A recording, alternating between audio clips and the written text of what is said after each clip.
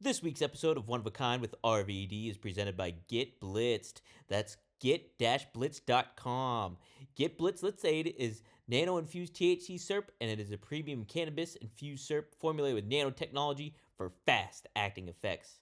And you can get 15% off your order when you head to get-blitz.com and use promo code RVD. Get 15% off. Head to get-blitz.com, promo code RVD, 15% off.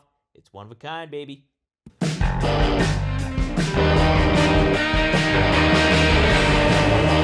Van Dam! Rob Van Dam! Rob Van Dam!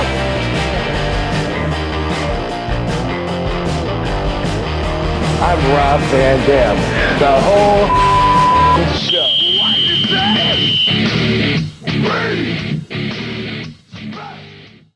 What's up?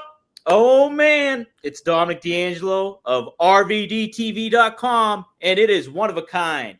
One of a kind with who? It is with RVD. Rob Van Dam. Rob, how are you? Yes, sir. Happy Thursday. Happy Rikishi's Thong Thursday. Oh, what a good Thursday. Did you take the trash out? It's time, dude. I'm going to do that in the third quarter of the show. It's too early right now. It's not dark yet here, so people could still see me. I don't want to be out on the road with the trash cans. So I'm under the smooth cover of darkness. Right, you're like Batman. Yeah, in my underwear. In the underwear. Hey, well, let's not waste any time though. We got a special guest, don't we, Rob? Yes, we do. I mean, where else can the fans in the chat room decide who's going to be the guest? Nowhere else, bro. But someone last week said, hey, you know what would be awesome? You should have the Sandman on as a guest. I said, bro, I agree. That'd be cool. So I called him up. He's available. Let's throw him on. I love this guy. It's going to be a fun talk. We always have fun. What up, Sand Boy? Rob, what a great intro song, dude. That's like your career. I loved it. That dude must have known you well. Yeah, is he in? He's not in the chat yet. He usually shows up a little later, I think, sometimes. Yeah, but wow, that song was like right on, and it was like your vibe and everything. Yeah. You know what I mean? Loved it. I love it. We went to Hawaii sometime last year, and I played that song so many times over and over that when I hear it, it reminds me of that trip and just the vibes that you have in Hawaii. And it was a really good feeling, a good trip, happy vibes. And so I already loved the song. That's why I kept playing it. But now I associate it with that as well. Good mushroom trip that I was experimenting with. Awesome. Oh, nice. Yeah. Dude, I just missed the mushroom trip. So I had an ounce of really good mushroom saved for the Eagles Super Bowl, right? Oh, shit. So the Eagles win the Super Bowl. So I had them. We were going to take them, me and my sons, and go to the parade with like 1 million people, you know. Right. But it ended up raining on Wednesday, so I got screwed out of the parade in the mushrooms with my son. Who rained on your parade? Yes, exactly. So they had the parade Friday, but I was flying out like 8 a.m. going to like Indiana or something. I was bummed. I've been holding on to them for like 6 months, 8 months at least. Wow. You know, I'm not like a very often mushroom eater, but do you remember that time when Big Ben brought me a big bag of mushrooms? I guess he brought some for everybody, but you ate my whole bag. Yes. Dude, I remember his face too. I was excited about They were in like a little plastic bag. Yeah, I can't remember if there was a quarter. Yeah, there was probably a quarter, and I ate the whole quarter. Yeah.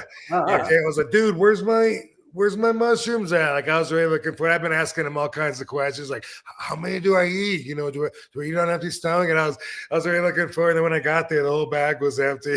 I don't know if I left it out. I must have left it out because I know you wouldn't be going through my bag. That wasn't something that. Yeah, I ain't going. I must have had it out on the table or something. I don't know. Oh, that's great. That's a story I will never remember. I love that. I love that shit. Man. Well, Sandman, how did you feel about the Eagles win the Super Bowl? I mean, that's kind of Dude, The thing with me is I'm never as happy if my team wins than I am absolutely thoroughly pissed off for 2 weeks, a month if my team loses. Right. If they win, I'm like, okay, we got a pretty goddamn good team. We really should be spanking Kansas City. You know what I mean? Yeah. But if we lost it right now, I'd still be bitter because it's like right around a month out. You know what I mean? I'd still be bitter. I feel you on that. I hate losing. Although my whole career was literally, I lost 90% of my matches. Rob, I don't think I ever beat you. Hey. Yeah, That but was- dude, I would yeah, lose that all was- my matches. Dreamer too, right? Like that was Yes. part of your guys' path was almost winning. Yeah, dude. Kevin Sullivan said to me when Kevin Sullivan, like 93, 94, was leaving to go take the book in WCW. Mhm. And he goes, I'm going to put Nancy with you, kid. And there's one thing I always want you to remember. You can lose every night of the week and the promoters will love you because you'll get over more than the guy that beat you. And then I was like, I don't have to win ever. Drink a beer when I get up and everybody's freaking happy. Everybody's That's so true. What that'd be kind of be weird to think about it if you like squashed everybody. Yeah, it was freaking nothing. The only time I ever won was when I had the belt. And four of the times I got the belt, somebody was leaving. Shane was going somewhere. Cactus was going somewhere. So Raven was going somewhere. And Paulie's like, because Paulie could trust me, you know what I mean? He's like, you know, I'm not going to pull a Mike Awesome on him or something like that. So he could trust me. And I think that had a lot to do with why I had the belt so many times. Well, there you go. Yeah. Mark him if you got him, fam. Light them on up, everybody. If you got something happening. We had a super chat already from Maddie. This is for you, Sandman Hack. Maddie, Mr. Marijuana. He says, please tell me Metallica and Sandman has hung out. Have you ever hung out with Metallica? You're going to love this story. And the only reason I remember this is because Dreamer remembers it. Okay. So we're on stage somewhere with Metallica, me, Dreamer, and a couple of the other boys. And you know, I'm 3 sheets to the wind, of course. And they started playing my song, and I started walking out on stage like the song.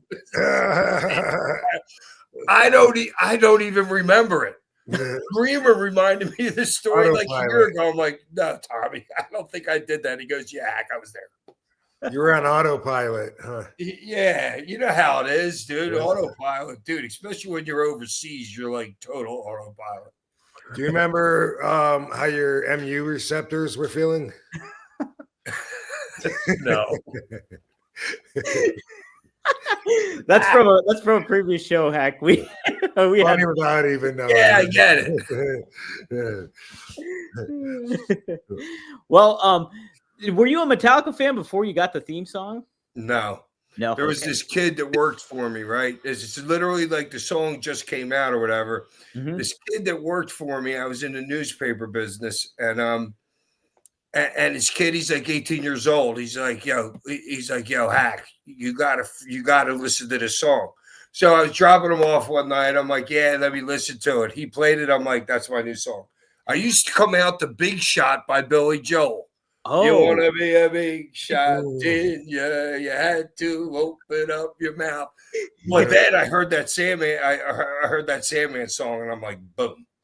hell yeah. And that like That's what helped happened. my entrance and everything.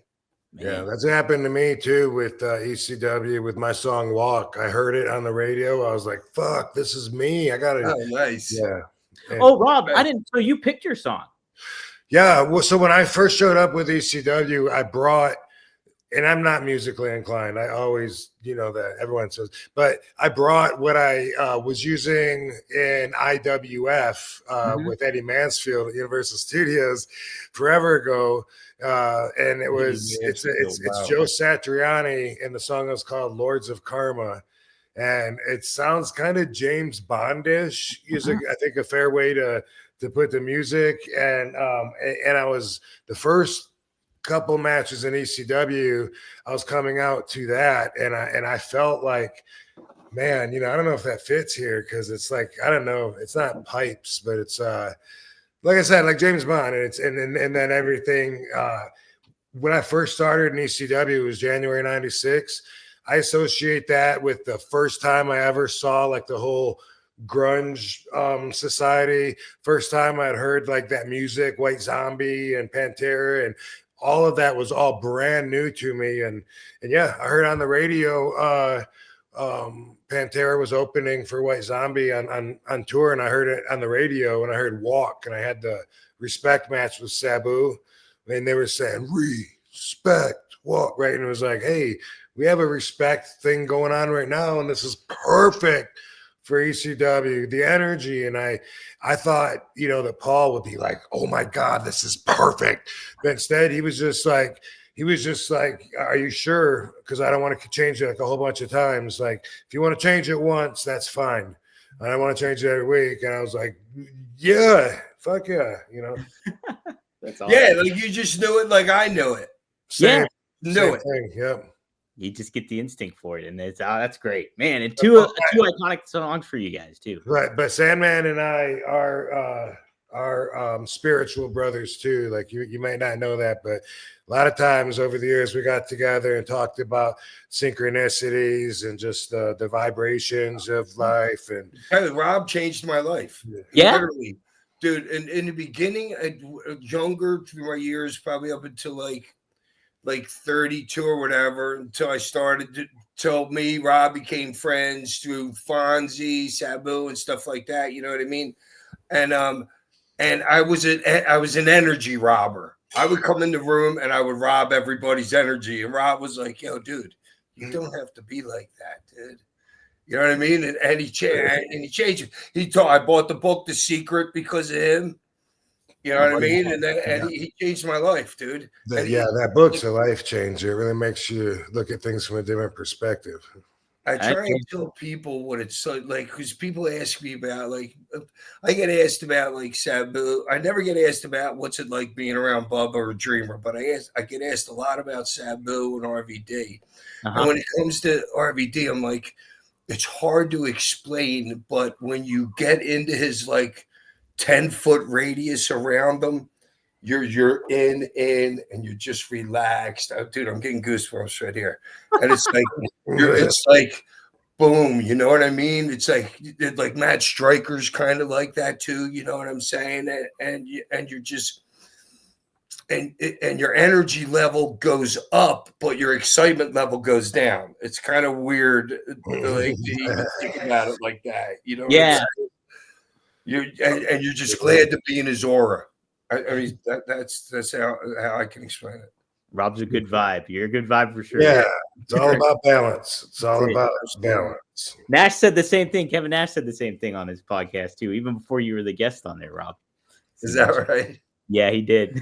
He's like, Rob, everybody knows, everybody feels it. You know what I mean? It's a real freaking thing. I know, but it's something that you can't grasp your hand and like hold it in your hand or anything like that. You know what I mean? It's just a thing. It's an aura, man. It is. It's just a great thing. Yeah, we became energy brothers way back in like not in ECW, I don't think so, but in WWE, I think. Really? Okay. Yeah. Oh, absolutely. I was still an energy robber in ECW. Were you? But we were. Yeah, and I look at myself, I think I was an asshole, prick back then. You know, my head was up my ass. I was thinking just about me and didn't really know how to open up and love and receive love. And it was just, I don't like that version of me, but that's part of growing, is you're always looking back at a lesser version of you. That's a good thing because you're growing from it. But when I look back at that, you know, sometimes I think like, why do people like me? I don't think I like me. You know, that. I say that all the time. My kids tell me that all the time too. Yeah. I think judging by today's standards, I guess I did what I could back then. You know, but do you remember one time? Do you remember when? Okay, Sabu and I. Well, he had his Winnebago, and I think it was outside the Holiday Inn in Philly. You already know where I'm going. But this was in the Soma days. We had the Muscle Relaxer Somas, and this is where we invented the Winnebago crawl, because we were trying to go to the pool, and Sabu and I were walking along the wall or the Winnebago like that, and then obviously, as you could guess, when we reached the end of it, it was like, 2 face bumps. All right, Rob, just so you know, that wasn't the only town. I remember the exact same thing in Pittsburgh.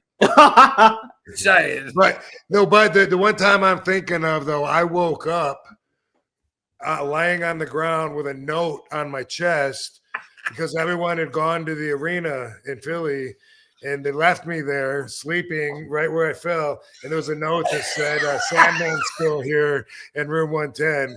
He's the only one. So I had to go to his room to get a ride with him because he hadn't left because he stayed back to drink and everyone else wanted to get I there. remember that story. That's funny. I forgot it, but now I remember it. Yeah, no, everything you were saying. Yeah, but those two doing the Soma walk was just, and it was kind of like me, like then I would just use them for plane flights. Yeah. You know what I'm saying? I'm like, oh yeah, I got a 2-hour plane flight. I'll chew up 4 of these things, eat a little bit of a candy bar, wake up when I hit the ground, boom, feeling great. That's how I would use these things. I would never like drink. Well, Sabu and Van Dam weren't really drinkers back then at all. So they were getting their high from the Somas, you know what I mean? But I knew you couldn't mix the alcohol and the Somas because that's bad shit. I mean, how many of us have died doing that? Yeah, once that took the fun right out of it for me. Once Louie died, because me, Louie, and Sabu, the 3 of us would hang out, and it was competitive. We talked about this last week, but it was competitive. We would, be trying to get the shaky puddings first before the other guy, and Pee Wee would check our hands, the referee, to see if we were shaking yet or not. We'd eat some more, he'd say, nope, you're good. We'd eat some more coconut pie, try again. Yeah, but you can sell it though. Yeah, true, but I guess we didn't. Because we wanted to be there. We wanted to, like, come on. We wanted to be there. But that's crazy. And it's like the guys that are like the most flippiest and shit in the ring are the guys that want to be so like not in control of their body. It's funny you mentioned that because I was so aware of that. Like I knew that I was in. Am I screaming? I feel like I'm screaming. You're good. I knew way back then, like, wow, I'm being fascinated by walking the top rope like a tightrope walker at 9 p.m. and then by 11 p.m., not being able to actually pick up my glass of water off the table and make it to my mouth. Like I was like, I'm actually entertaining myself by being so out of control, like you just said that. So that's amazing because I was really conscious of it. And didn't know if it was good or bad, but I knew that's what it was about for me. Like, this is so different. Yeah. Man, jeez. Yeah, but once didn't you like quit that day when Louie passed away? Yep. Yeah, we were on a trip to England. Yeah, we were on a trip to England. That takes a lot of balls, Rob. Right, yeah. It really does. All right, you're getting hit with it. And Louie was one of the first ones that went, you know what I mean? And then the next decade, there was another 30 or whatever. Right. You know what I'm saying? So you're getting hit in the head on one end, but some guys get it and some guys don't. You know what I mean? You got it. Somebody else didn't get it. Yeah. Have better sex with Blue Chew. Blue Chew is the original brand offering chewable tablets for better sex. And starting now, Blue Chew is offering a combo so strong it'll knock your socks off and your neighbor's socks off. Bam! You'll have to move towns with the amount of noise you'll be making. Blue Chew Max has arrived. It combines the active ingredients of Viagra and Cialis into one chewable tablet. This combo acts fast and lasts. Guys, be ready when she needs it and get your first month of Blue Chew free. Great sex is a few clicks away. Sign up at bluechew.com. Consult with one of their licensed medical providers, and once you're approved, you'll receive your prescription within days. Blue Chew tablets are made in the US of A and prepared and shipped directly to your door. The best part, it's all done online. That means no visits to the doctor's office, no awkward conversations, and no waiting in line at the pharmacy. Make life easier by getting harder and discover your options at BlueChew.com. We've got a special deal for our listeners. Try your first month of Blue Chew free when you use promo code RVD. Just pay $5 shipping. That's promo code RVD. Visit BlueChew.com for more details and important safety information. We thank Blue Chew for sponsoring the podcast. Sabu and I were in England for Dirt Bike Kid, and we got the news, and we had like we each ate 5 that we had in our pocket and said, here's a toast to Louie, which was stupid. But then after that, I found like 5 more. And I was like, whoa, these are the real last ones. And my evil ex, she was with me. She looked at me like she hated me, which she often looked at me like that. But this one made me hate me too. She's like, are you seriously going to swallow those when one of your best friends just died from them? And I was like, am I seriously going to swallow this? So I just flushed them down the toilet. But one thing that sticks out in my mind, I wasn't ready for humor yet. And that time in Philly in the ring when all of us ECW wrestlers got in the ring to ring the bell for Louie. Remember that? I remember telling Gertner, get in the ring, get in here, because he knew like he would get heat if he just assumed he was one of the boys. He didn't want to cross. No matter what Gertner did back in them days, he was getting heat because he's just a missile. But at the same time, he was so good. I feel like at knowing his place, like he was going to get heat anyway. But he went way out of his way to try not to. I feel like, like he absolutely. Yeah. But anyway, I remember Raven at that time. I was so hurt. I was like bawling. I think that's when I really started realizing that I was more depressed than everyone else. I feel like I was the only one crying. And I feel like I was just like so hurt. I couldn't believe like Louie's not going to be around anymore. And anyway, I remember Raven said something when we were on the ring, like, something to the effect, I'm paraphrasing, of Louie fucked up, so now we're all going to be punished and have to get tested on. That's Scotty for you, totally. We're going to have to get tested, okay? Something Paul. like that, or we're gonna, yeah. And I was just like, Scotty. Oh my god, what a disrespectful thing to say! Like it floored me. I wasn't sure how to react. Like should I say something like, like something, in defense of Louie? Say nothing. No, now I get it. Now I'm like, yeah, I not inappropriate for our it's world. the truth, but it's kind of if you're with Vince, or maybe he was talking about guys with Vince or whatever back then. But there was no way Paul was testing. No, and right. RVD, yeah. I had assumed this whole time, like this whole 30 years, that I thought Louie came in because of you. Was that true? No, Sabu brought him in. Sabu brought him in. Oh, okay. Yeah, Sabu felt he owed him a job because he got him fired in FMW from Japan. Oh, okay. But I would see Louie on a pay-per-view. He was like Madonna's boyfriend or something. Yeah, in Mexico. California pay-per-view. Yeah, with the AAA pay-per-view. Oh. Eddie Guerrero in our bar. First time that all of us got introduced to Lucha Libre. Yeah. That's right. I forgot all about our bar being on that. Wow. He was on the bus, and he on the bus in Japan, you don't want to get heat, especially if you don't have leverage to tell him to stop because you got to pee. You got to, and it was one of those things. And Louie peed in the bottle like a lot of wrestlers do.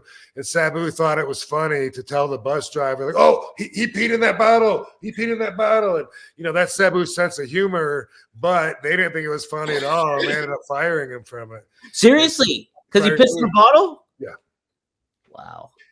That's the way Sabu's always told me the story. So Sabu's always was trying to get him booked everywhere. A lot of times he'd bring him in. Sabu would take a booking, and then he would pay Louie. He'd say, "I'll pay him as long as you guys can use him." Same thing with Pee Wee as the referee. Oh wow. Sabu was way. Sabu would be the most generous person in the business I ever met. Overly generous. Yeah, always. Man, that's Day one. Hey Rob, what company were you for then? Were you working with then when Sabu said the pee in the bottle thing? You remember what company that was? That I wasn't with them. That was FMW. Okay. I got you. Weren't there, but you know the story. Yeah, and that makes sense. FMW also. Yeah, and I was with All Japan then, but that's what happened. Louie was the worst of us. He would eat 100 somas in a night, and then I got to where I would eat 35. That was like my high amount in a day, and Sabu was somewhere in between us. And I always felt that was my safety gauge. So when Louie died, and he was the closest person to me to have died at that time. Like my grandma died, but I hardly ever saw her. And this was like someone that had come to my house. And anyway, wow, it affected me so bad. But but also Sandboy, what worth mentioning, I think, is that I was fucked up in the head, and I was thinking, oh my God, I got to quit drugs now. I got myself addicted to drugs. I've been taking them so long recklessly. I'm gonna have to probably go to rehab and learn how to live without it and all this. And I remember talking to my dad. I was just in the car in a rent-a-car on the road somewhere on the. Did we have cell phones? I don't know. But anyway, he said. We're right on the verge of cell phones right then, 95, 96. Yeah, because I feel like I was talking to him in the car, over the phone. He wasn't there, but weird. But anyway, yeah, he said something that I hadn't even considered when I was like, oh my God, I'm going to have to go to rehab. I'm so embarrassed. I can't believe I got myself here. And my dad said, well, have you tried to quit? And I was like, no, but I mean, it's obvious fucking question you can get. I said, I think a lot of people don't consider that. No, they do. Like, you think you're in the thick of it all, and you're. And just that's what I like to make this point. That's why I can always wind my way down from drugs. That's why the doctor wants me to know my MU receptors aren't any different than the good doctor. Somebody that wrote in a couple of weeks ago. Some job wrote in a couple of weeks ago. And but I was like, Dad, you don't understand. Like I've been taking like pain pills and muscle relaxers with Valiums or whatever someone hands me, like several days a week for a long time. And he was like, well, but if you don't want to do it, it might be that easy. You might not be addicted. And I don't think people ever consider that. Not enough people anyway. And he was right. It was that easy. I was like, oh my God, I don't want to take it. So boom, I quit taking it. You were saying you were giving me credit for not taking somas anymore after Louie, but my dad had to first say, you might be able to do that on your own. And a lot of people, because of the victim gene, right? But a lot of people will convince themselves they're addicted to everything from soap operas to, to a good time. And a lot of them are, but a lot of them might not be. So I like to thinking outside the box like I do, being the one of a kind nonconformist that I am. That's my view. It's my real life. So I know it is possible for some people. You might be way the fuck stronger than you ever thought you were. Oh, no, absolutely. I agree. Yeah, 100%. Hack, here's a question for you. This is for both of you guys, actually. And maybe you guys have a different take. When did ECW start losing its fun factor? Thanks, Frankie, for the $5 he's asking. I'll be real quick. To me, it never lost its fun factor. Oh, that's what I was thinking too. Same answer. We know we're going out of business, but that doesn't mean we're still not a fucking collective family in the locker room.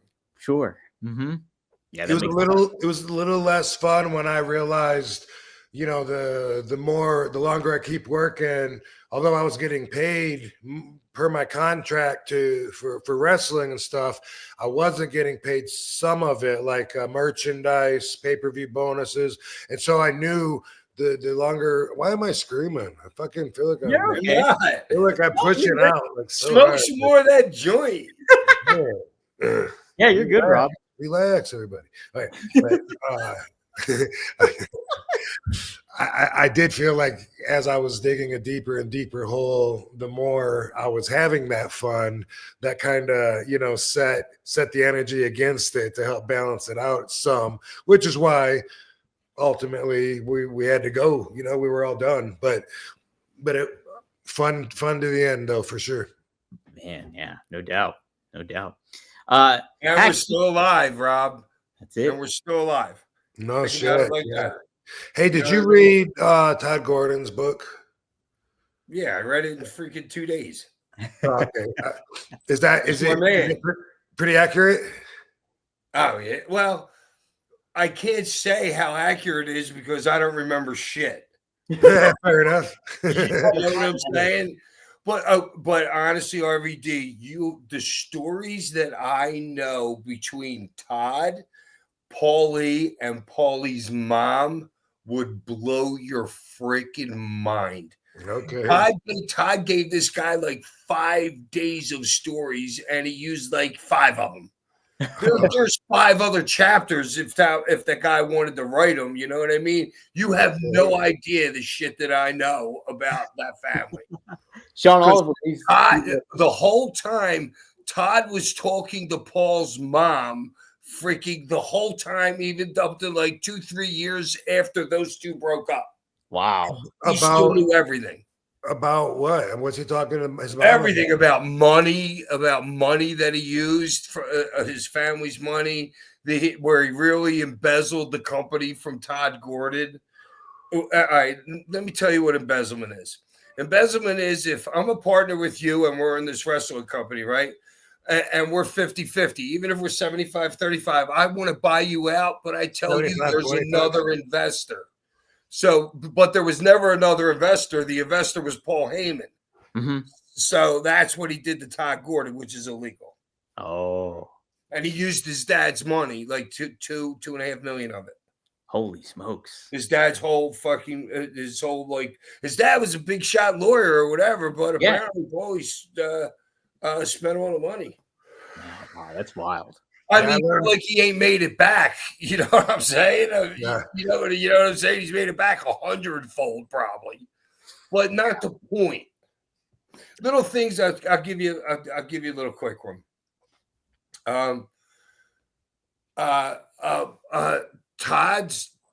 Paul's mom wants to leave the house, right? Mm-hmm. So, but Paul's car is parked behind hers, so she can't leave. Paul tells her a story that, Dreamer has the keys to the car. I can't move it. So she goes up and out. Did you call Dreamer? Another, so like 4 or 5 hours. Then she ends up telling Todd this freaking story. Todd tells her basically something like, are you sure the keys aren't in the car? She goes out and the keys are in the car. He wouldn't get out of bed to move the car for his mom. Oh my like God. 4 or 5 hours.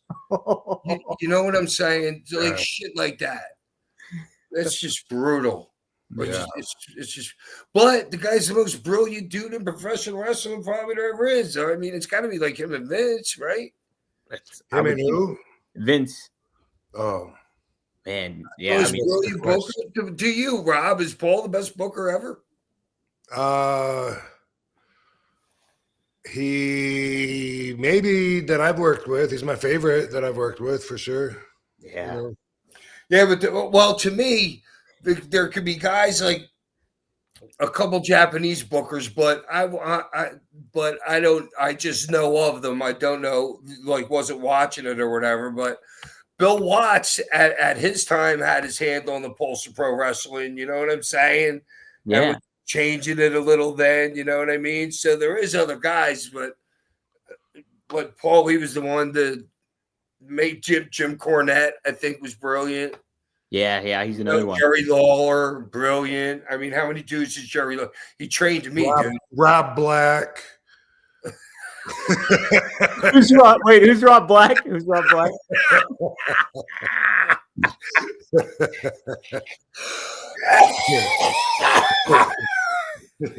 Yo, freaking funny, dude. Oh wow! Somebody was just telling me a story about him. Who was his? Meanie was married to her. Oh yeah, Jasmine. Yeah, I was doing a signing with her in L.A., which I'm never going back to L.A. I can't do it anymore. My body can't get out of that airplane seat once I get there. It just hurts too much. Yeah, I'm done with L.A. forever. But I was sitting with her for a couple hours, and she was telling me that, like, how down the tubes he ended up going. Like, he had a show, like, that was supposed to a couple weeks before that, and nobody showed up. Nobody got paid. So apparently Sounds like someone we know. Somebody we know. Oh, Bad business, Bobby Fulton. all right. He's a friend of the shows. Big All right, well, listen to this. I can't believe I didn't remember the story until right before the show countdown. I went and took a piss. And I'm like, I know they're going to talk about fucking Dylan or whatever. Wow, what do you call him? Dildo. Yeah, dildo. Okay, this is just straight freaking shoot. So right out of freaking like COVID, right? I go, the guy Chris. You know who Chris is, Rob? You seen him? He's a big freaking dude, NFL player that takes care of me and Shane and shit like that. Not Moose though. Not Moose. Yeah, right? Moose. Yeah. Okay. Yeah. Yeah, Moose. Right. So he has me go to like West Virginia or whatever, wherever Bobby Fulton's show was, and it was outside in a parking lot of like a steakhouse or something like that. Okay. So Chris is talking to me about what I'm going to do, right? And you know me, nobody bumps me, nobody touches me. I go in there, whack, whack, whack. So Chris says, all right, we got the guy that you're going to cane. I don't know he's Bobby Fulton's son. I know nothing about him. I said, well, where is he? And Chris grabs him and pulls him over. I look at the kid. Before the kid even got near us, I said, Chris, I got to go talk to you. I said, Chris, if I cane this kid, I will be trending on the internet because I just caned a retard in the ring. Swear to God, Some people might look at it that way. I refused to cane him because I thought the kid was Down syndrome or something. He totally looks it. He'll tell you he's not. Anyone else that looks at him, of course, would think that. Well, there's a lot of round heads around there anyway, where he's from, but yeah, I refused to cane him because I honestly thought they were going to think that I was caning a retard in the ring, and I didn't do it. Yeah, man. Yeah. And then it just turned out that the kid is retarded. And it's great that I'm allowed to say the word retarded now because Donald Trump says I'm allowed to say retarded. You know what I'm saying? I got none of this LBGTQ shit. Yo, it's retardation. That's what it is. It wouldn't look good. And it also wouldn't look good to beat up or to slap Bad Business Bobby because he looks like the corpse of a scarecrow. But at the same time, you know, it might be worth it. Give me a little smack. Might be picking a hand. Well, that's the kid doing that. Yeah. Well, I have the kid smack daddy. I'll do that then. That way we don't have to get our hands dirty. That's it. Frankie asked another question to you, Hack. Do you have a good travel lodge story? We've been talking about the travel lodge times. Seriously, I got like 8 million of them. Yeah. All right, since all right, let's talk about this. Let's bring up New Jack. How great is it that New Jack's going to be on the 2025 game? That's right. Dude, what's he going to do? Go into the ring and like slice the ref's neck like right away to start the match? Or like fork the referee to open up the match? Yeah. But I love it because the guy Khan, whatever his name is, I get the two different from the Nick one that Khan, was Nick Khan. AEW to Oh, the right. other one. Yeah, but the one guy likes New Jack. So Yeah. I hope his family's getting paid. Well, I'm sure somebody's getting paid from out of his family, so that's great. Yes. Yeah. Oh, so Yeah, all right, I'll give you a quick one. So there Sure. was a fight one night. We're on the 16th floor because I stayed on the 16th floor. I stayed in. Todd was in 1600. I was in 1601. Scorpio, and then Fonzie. We all got the same 4 rooms. They all connected because we were literally rolling with an ounce of blow every weekend. Mm-hmm. And yeah, but nobody knew it because we just kept our shit tight. You know what I'm saying? Right. Yeah. So there's a fight out in the outside, and of course it's New Jack.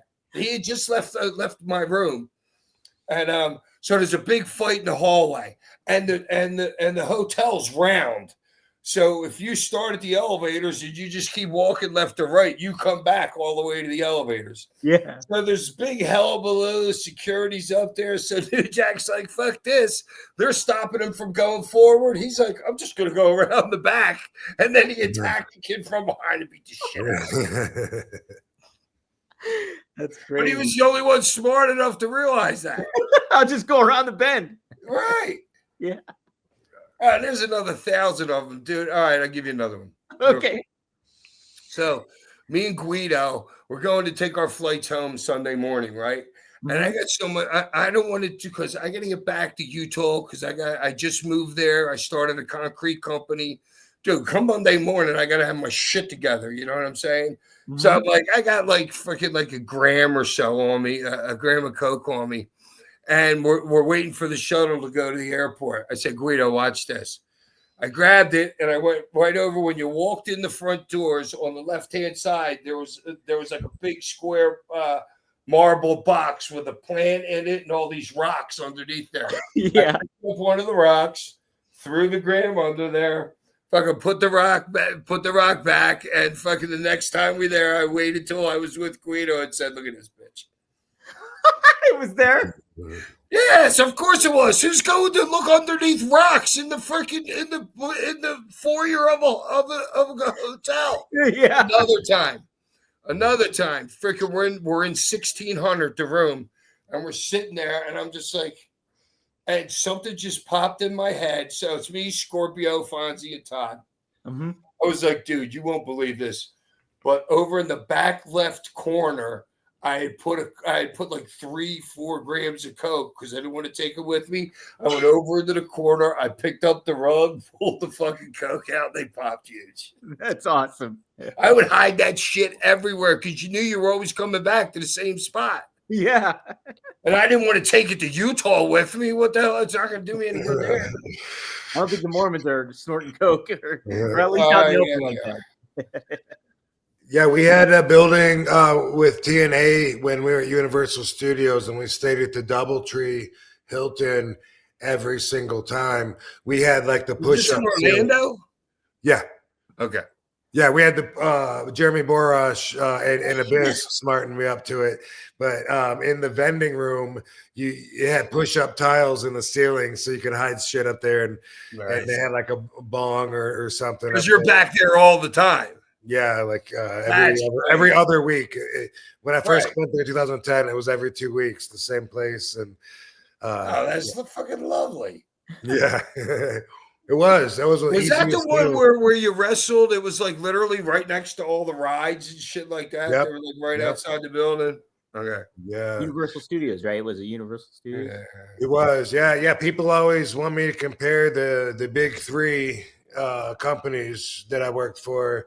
And I always say ECW was the most fun, and TNA was the easiest, or least amount of work for the money, best deal that way. And then WWE, of course, was the most money and the less biggest to really put you out there to the world.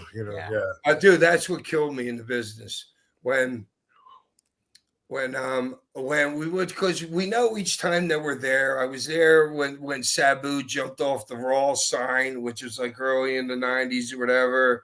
Mm-hmm. And then we get up in the 96, 97. And it's not going to be what we think it's going to be or whatever like that. Dude, sorry, I forgot where I was going. We're talking about he was talking about Universal Studios and like how it was just a different vibe. The most fun. Oh yeah, that's where I was going, dude. I love the business until I had to go deal with WWE. Yeah, dude, I love the business. Freaking, I lived it. Freaking 24/7, dude.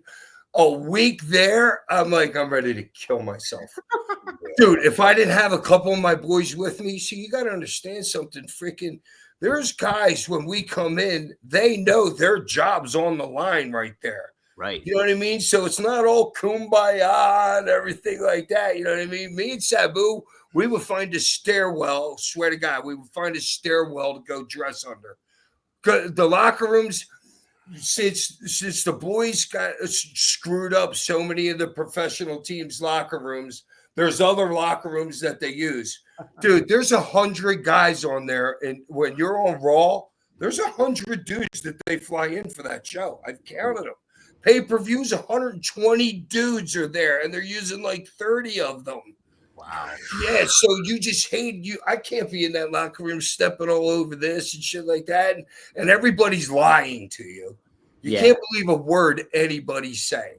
Yeah. So then after Rob, dude, it hurt us. It hurt us a lot, like the ECW. Well, maybe not hurt us a lot, but it made shit go faster. When Rob and Sabu got the marijuana shit go, you know what I mean? Mm-hmm. That put a fucking bump in our fucking road. You know what I mean? I don't think our road was that much further after that anyway. but yes, that was a big fucking speed bump that we had to get over. Next thing you know, show's got the belt. I'm wrestling the show fucking in the main event like the next weekend and shit. And so once that happened, and fucking and then they moved me to Raw. So here, I'll tell you the story. So Mark Carano calls me.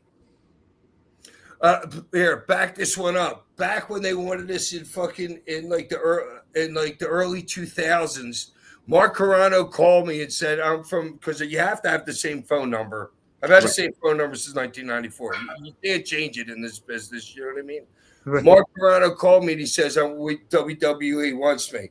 I'm like, dude, I don't know who the fuck you are. Hung up on him again. Hung up on him.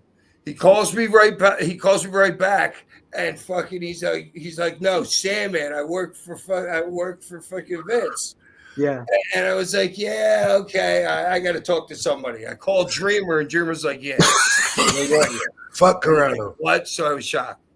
So they ain't going to the story. So all that shit, the pot smoking shit happens with Robin and Sabu, and that hurt us some. So right then, pot carrying, whatever it was. But then the next thing I know, Carano calls me and he goes, "You've been traded to Raw." I'm like, dude, I don't know who the fuck you are, but I don't know what traded even is. Hung up on him. He calls me back. He goes, "Hack, you've been traded." I'm like, what the fuck do you mean I've been traded? I didn't know that they did this like draft thing. Or he said I've been drafted, not traded. Did they close ECW? I didn't even know it happened. And he's like, no, they won't show was folded? Was that when ECW was folded or before that? Not yet. Okay. No, it lasted for a few more years. Yeah, but I don't know about that long, but freaking, yeah, they moved me to Raw, and then literally my first night in Raw. This is such a great tool bag story. No, there's a thing called live. There's a thing called live. You know what I mean, Rob? And so ECW, we're on our other channel, whatever the channel is, freaking But what's his name comes up to me, The Miz. The Miz comes up to me, and this is freaking hilarious. He goes, "Yo, you nervous?" Like, for what? He goes, "You know you're going to be live tonight." I'm like, I go, "Dude, I'm live every time I go to the ring," and walked away from him. He was just trying to fuck with me, you know what I mean? Because I got this, kid. Yeah, it's like a joke. It was like, here, welcome to Raw. Yeah, you know what I mean. And then, yeah, it was horrifying after that. So bad. You were shaking. Hack, what did Vince think of you, Hack, when working with you and stuff? I don't know. He told me to go fucking for less than 60 seconds the whole time I was there. Yeah, that was it. And all of it was on live camera. The only thing he ever said to me off camera was, because I was yelling on my promos. I get done a promo where Carlito spits an apple in my face because I was doing an angle with him. Rude. I spit beer in his face, and then Rod Simmons comes in and goes, "Damn." So right after that, I'm walking away, and Vince goes, "You don't have to yell; they'll listen to you." That's the only personal. That's it. He really said to me. Wow. Okay. Man, that's wild. You know, it's funny. Hack, last week I had Mike Chioda on, and love him. Yeah, me too. And I started doing his voice, not on, nothing planned, but I was just fucking around with him, and I was like, okay. And then I was like, wow. I said, I think my Chioda and my Sandman voice might be the same voice. And he said, okay. Let me tell you. And he said they used to get him in trouble all the time, screaming in the hallways and shit. And people would just assume it's him, call his room, keep it down. That's funny. Did the same guy he's got a little bit nuts in him. He went a little bit crazy in a hallway. We were in South Africa, dude. I swear to God, fucking, I went into my room. There was so many mirrors, and the room was so big, I couldn't find my way around. I mean, you're in the nicest hotel in South Africa. You know, this thing's like 4,000 square feet, like 3 bedrooms, 3 bathrooms. Dude, I got lost in there. And me and Keota, we were in there drinking. I don't know. We go out to go to the bar. We come back. He fucking grabbed the painting off the wall and fucking threw it. Literally. Grabbed the painting off the wall and had to rip it off the wall. It wasn't just like hanging on like a little piece of wire, dude. He was like... You said Mike did? Mike. I got fired after that tour. Wait, Keota did that? Hey, ripped the painting off From the your wall. room? No, it was right outside my room. Damn. That doesn't sound like him. No, I know, but he was fired up, dude. He had just bought his house in Houston back then. He was telling me because we before he moved to Houston, me and him would fly on planes to go to Monday Night Raw. And that's how I got to be friends with him. How about that? Wow. Are you saying that's why you got fired was because of him? Oh, no, not at all. That was my fault.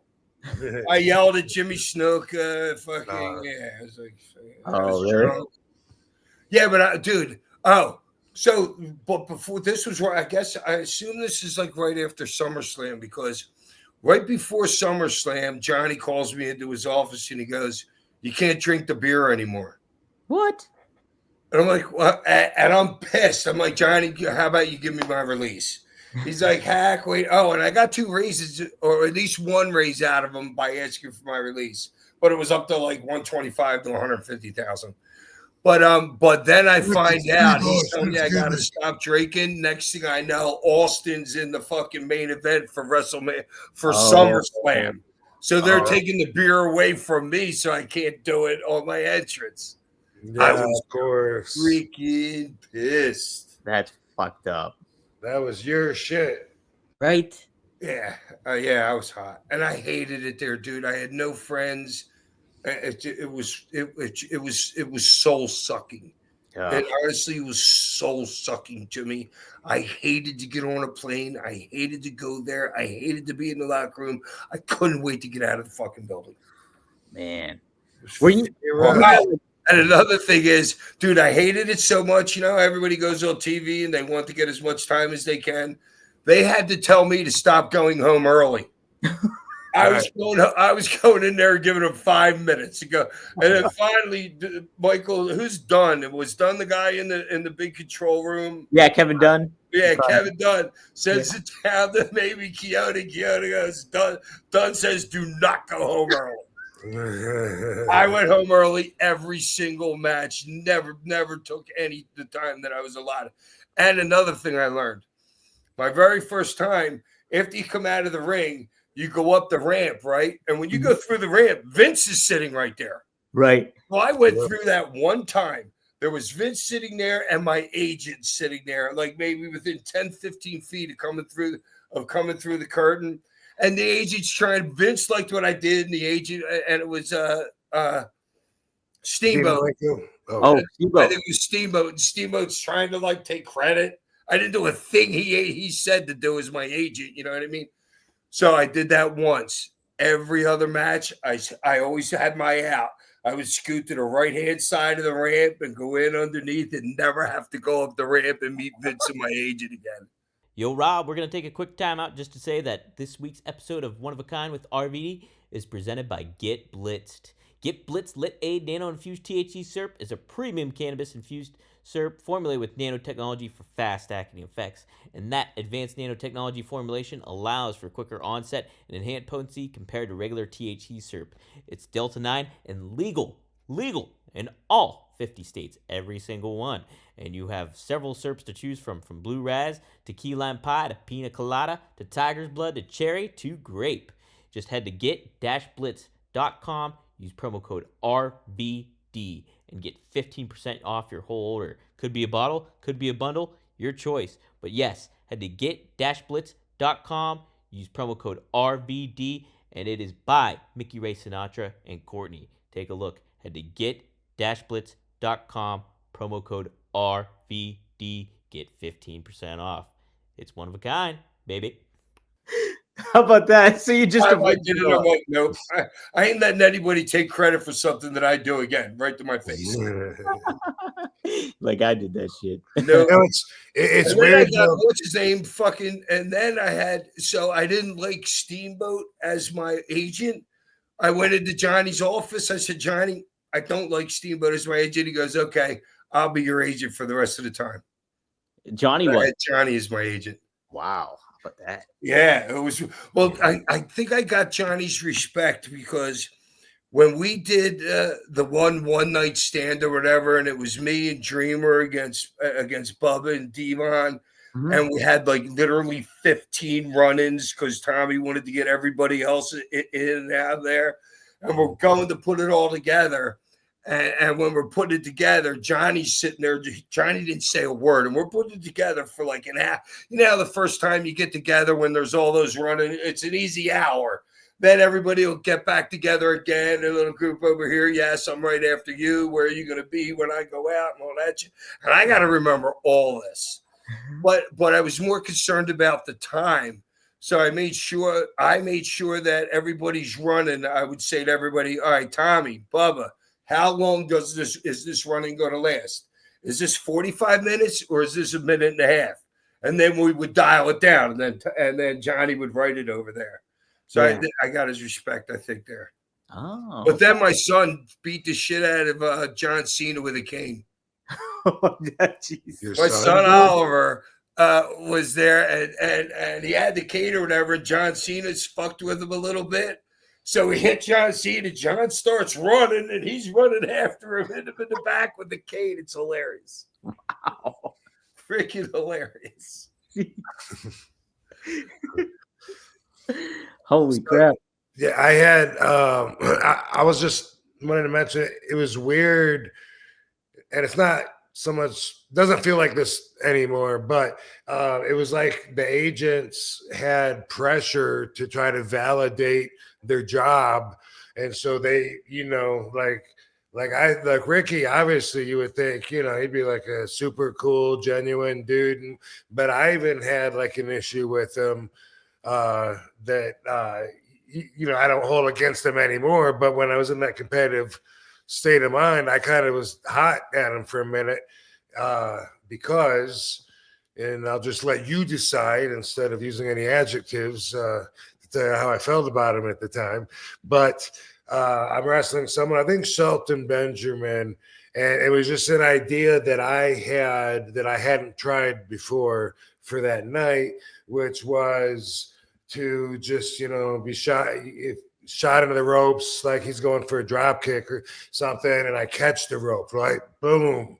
And I shake it off, and like boom, he goes down.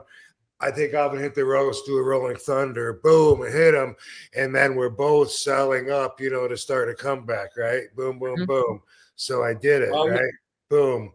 Just like that. Afterwards, Ricky said, Rob, he said, you know, I've noticed, you know, I've noticed lately, like, you know, you like to put the rolling thunder in like at the end of your sell, and it doesn't really fit there because you're like selling so much, and that's like a really big move to do. And I said, well, Ricky, you just told me that you haven't been watching any of my matches. If you said you've noticed that, you know, lately, because tonight's the first time that I did that. And I get it if you didn't get it, but if you'd come up and tell me, like, you've been watching me, noticed that lately, or however he put it. But I was hot, you know, and disappointed, you know, but I learned that that's, you know, the pressure that the guy that they're under, they feel like they want to find targets, you know. One time Terry Taylor wanted to make me a target, and I think we talked about this. Oh, yeah. Did you see Rob? Yeah. The best agent when I was back there was freaking Skinner. Who played Skinner? Dude, he'd be like, Hack, I ain't gonna tell you what to do out there. Just go do it. He was great. That's how it was. Arn would say the exact same thing to me. Yeah. I felt bad one time because we were in Italy or something, and me and Sabu were outside of the dressing room, outside of the arena, like outside literally. We were smoking a doobie, and Steve came around the corner and saw us. And I just thought, because it was his job to be an agent, I thought he was obligated to tell the office that he saw us do that. And and so the way I expressed the way I thought the facts were, he didn't appreciate, because I just said something like, yeah, I get it. I put you in a bad spot because you got a stooge. It's your job. And he was just like, he was so upset after me. Like for a long time, I was like, hey, let me tell you something. I've been in this business so many years. I have never been a stooge. No. I just meant, I thought it was your job to stooge. Hey, he was offended, and I couldn't get him to really get my point of view. And I always felt bad because I had a lot of respect for him. Steve Kern, that's right. Skinner. Yes. Yeah, Steve Kern. Cool, man. No, but I get the story that you were just saying and who you were talking about. I get that totally. Yeah, for sure. I thought it was your job and you had to stooge, and I put you in a bad spot because you walked out there, and else he was hearing was stooge. I have never been a stooge. No one has accused me of stooging. Let me tell you something. I hate stooges. Like, I take that as an insult. I'm like, whoa. Oh, dude, you should have seen me one time. This was probably right before COVID. It was me, Steve Lombardi, and the girl who carries around a little dog with her, and Lita. Oh, Lita. Okay. So we're in a car and we're just talking and bullshit, you know what I mean? And something comes up, and I literally, Rob knows how I am. I'm like, so Steve, tell us what was going on then. We know you were the biggest. Oh, he had just gotten fired. And he brought up that he just got fired. Lombardi? Like, dude, 35 years of being a stooge and crack the fuck up. He laughed too because it's ribbon on a square. Sure, yeah. You know what I mean? But That's he did like 35 years of fucking. I think he was the dude that would go out and get Vince's dinner every night from whatever great restaurant there was in the area or whatever. Him and Bruno seemed to do everything. Oh yeah, Downtown Bruno, and then they were like inseparable, and they seemed to be like whatever you need done, Yeah, who knows what was being done to them? Yeah. Okay, we got some super chats here. All right, let's hear it. Thanks for the $10, Garrett. Can you describe what the OG ECW arenas were like? I heard crazy stories of people freely bringing in drugs / booze to use, and weapons like rebars stuck in the concrete to the wrestlers to use. That was just the wrestlers doing that. Seriously. Yeah. Dude, you have no idea how many. Dude, we would smoke pot. Like the way the dressing room was, there was this one big room and then some stairs to another little balcony that wasn't so huge. But before you got there, there's this big old warehouse right there that we would just go back and blow joints, smoking right there and everything. So there's so many lines going through that. Well, I'm easy because I would just pour the shit in my hand and go, yes. Jimmy Superfly Snuka showed me that the first time I ever worked with him. He did an 8-ball in one snort. Had fucking white all over his face. Yeah, I worked him like my first 2 months in the business. He's like, yeah, brother. Can I get the shit?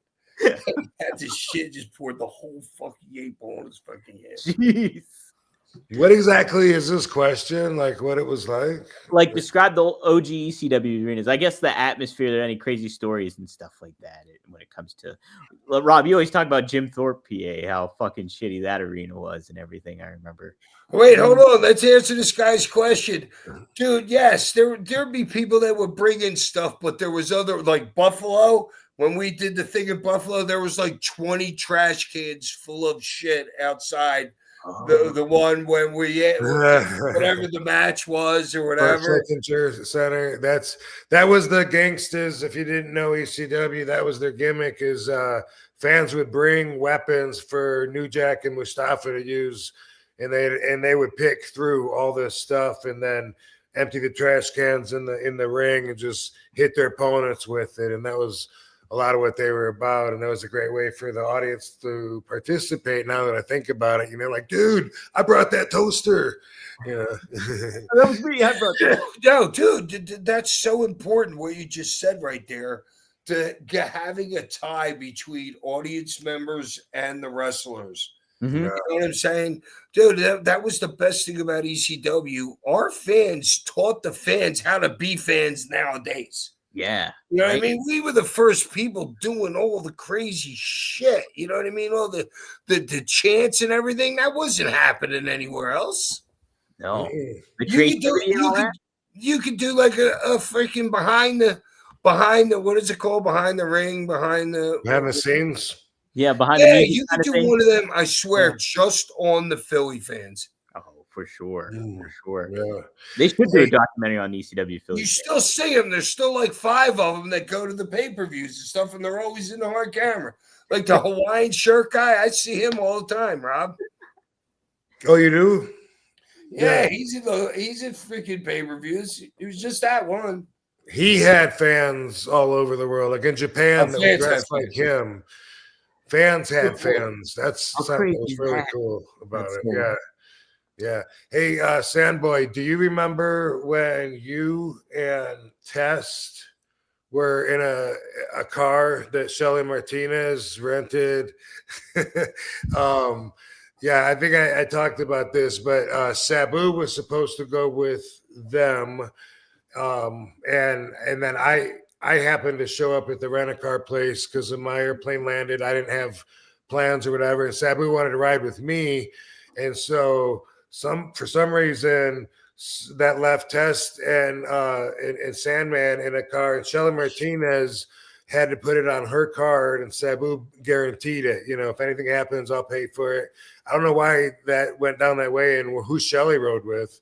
Oh, I'll tell you, I know exactly what happened. Yeah. So she thinks, all right, so me and Tess are driving down the road. I'm just falling asleep. I always have my seatbelt on.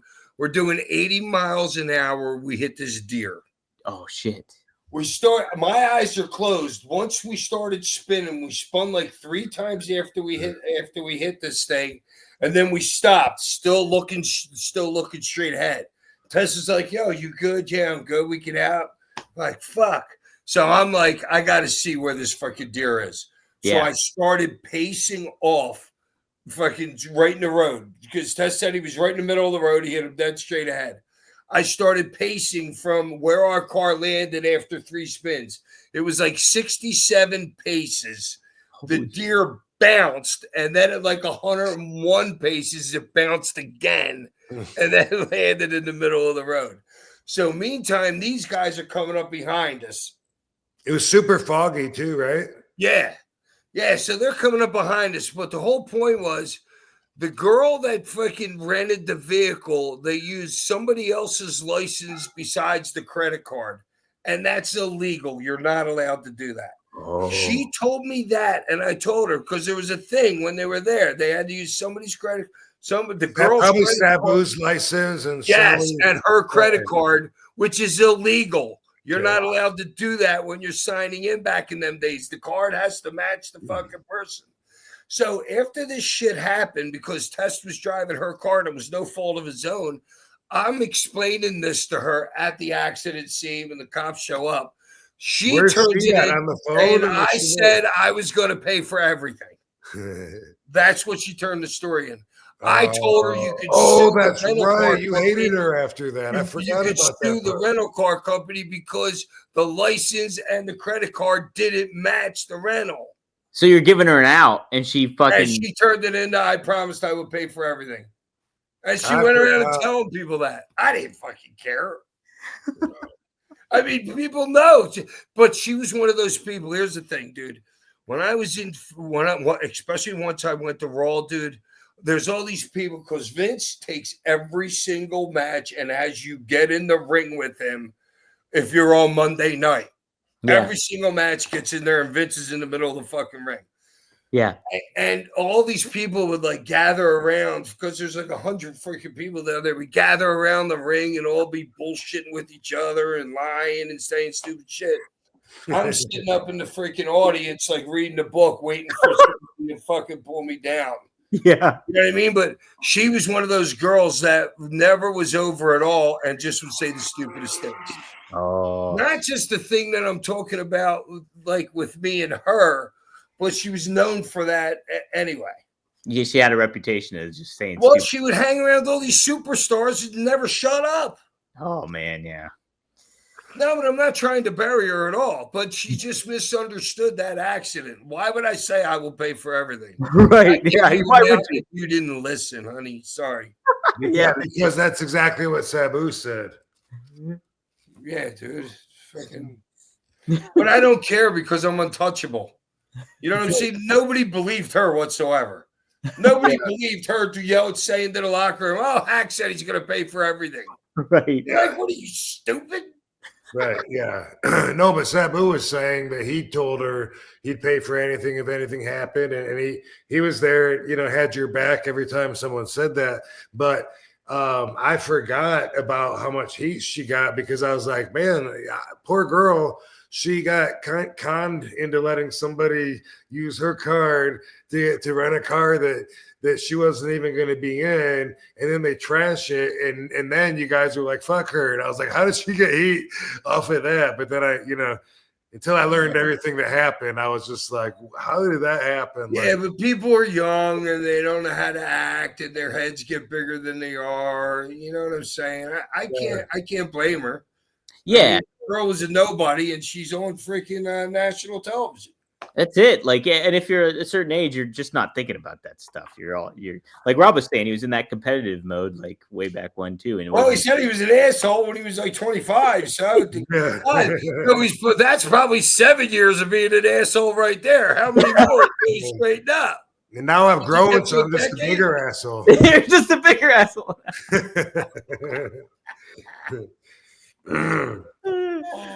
Okay, here's a question. I know Rob told this story before. Kalzi asked this to you, Sandman. Oh, but in the end,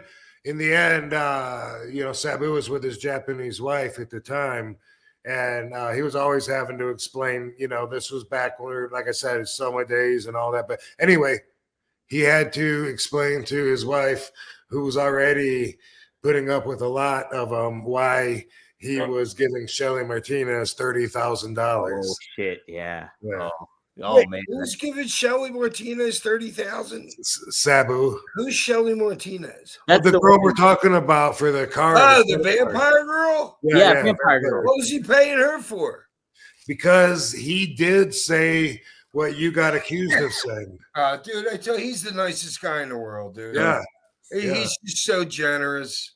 Nice dude. It's just unbelievable how generous he was. I love Sabu. I learned something from him. I was in an indie show, right? And then and somebody, they didn't have money to pay everybody, and one guy didn't have a plane ticket home or something like that.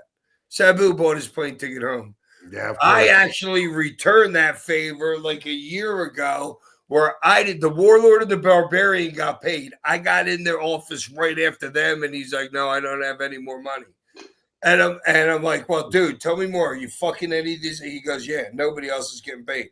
I'm like, "Does everybody have a plane ride home?" He's like, "No, this one guy doesn't. I paid for the guy's plane ride home." Wow. Like I paid it forward.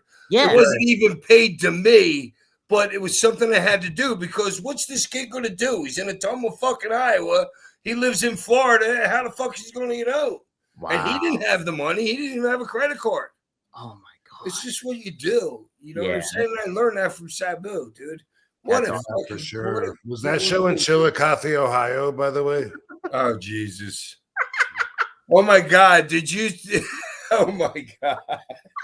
The dildoian is freaking hilarious. It is. He just starts dropping like 30 photos in front of people. Sign this, sign this, sign this. Francine's like, "Yo, dude, I ain't doing this. I ain't doing this shit. Get this out of here." That's when those two have a head-to-head. Devon? No, not yet. It didn't happen yet because they were going clockwise. What two? Which two? Franny's at 9. Franny's at 9 p.m. Devon's at fucking like 1 a.m. So he puts these down, and Francine's like, "No, I ain't signing these." He's like, "Well, everybody had a free table at this thing." Yeah. And he goes, "Well, since she's not going to sign these, I'm charging you $400 for the table." Whoa. The guy pulls out the $400, gives him the $400, he goes away. But as he's going away, he fires freaking Bill Apter, who's going around for free, like doing interviews with people and shit. He's like, Bill Apter, you're not interviewing the people I want to interview. You're fired. This way, he's walking towards Devon. Oh, no. Yeah. He's got like 30 steps till he gets to Devon. And then Devon made him a new asshole, too. Yeah, that's when I was the one where he beat freaking Sonny Ono. He had like dragging somebody or in there.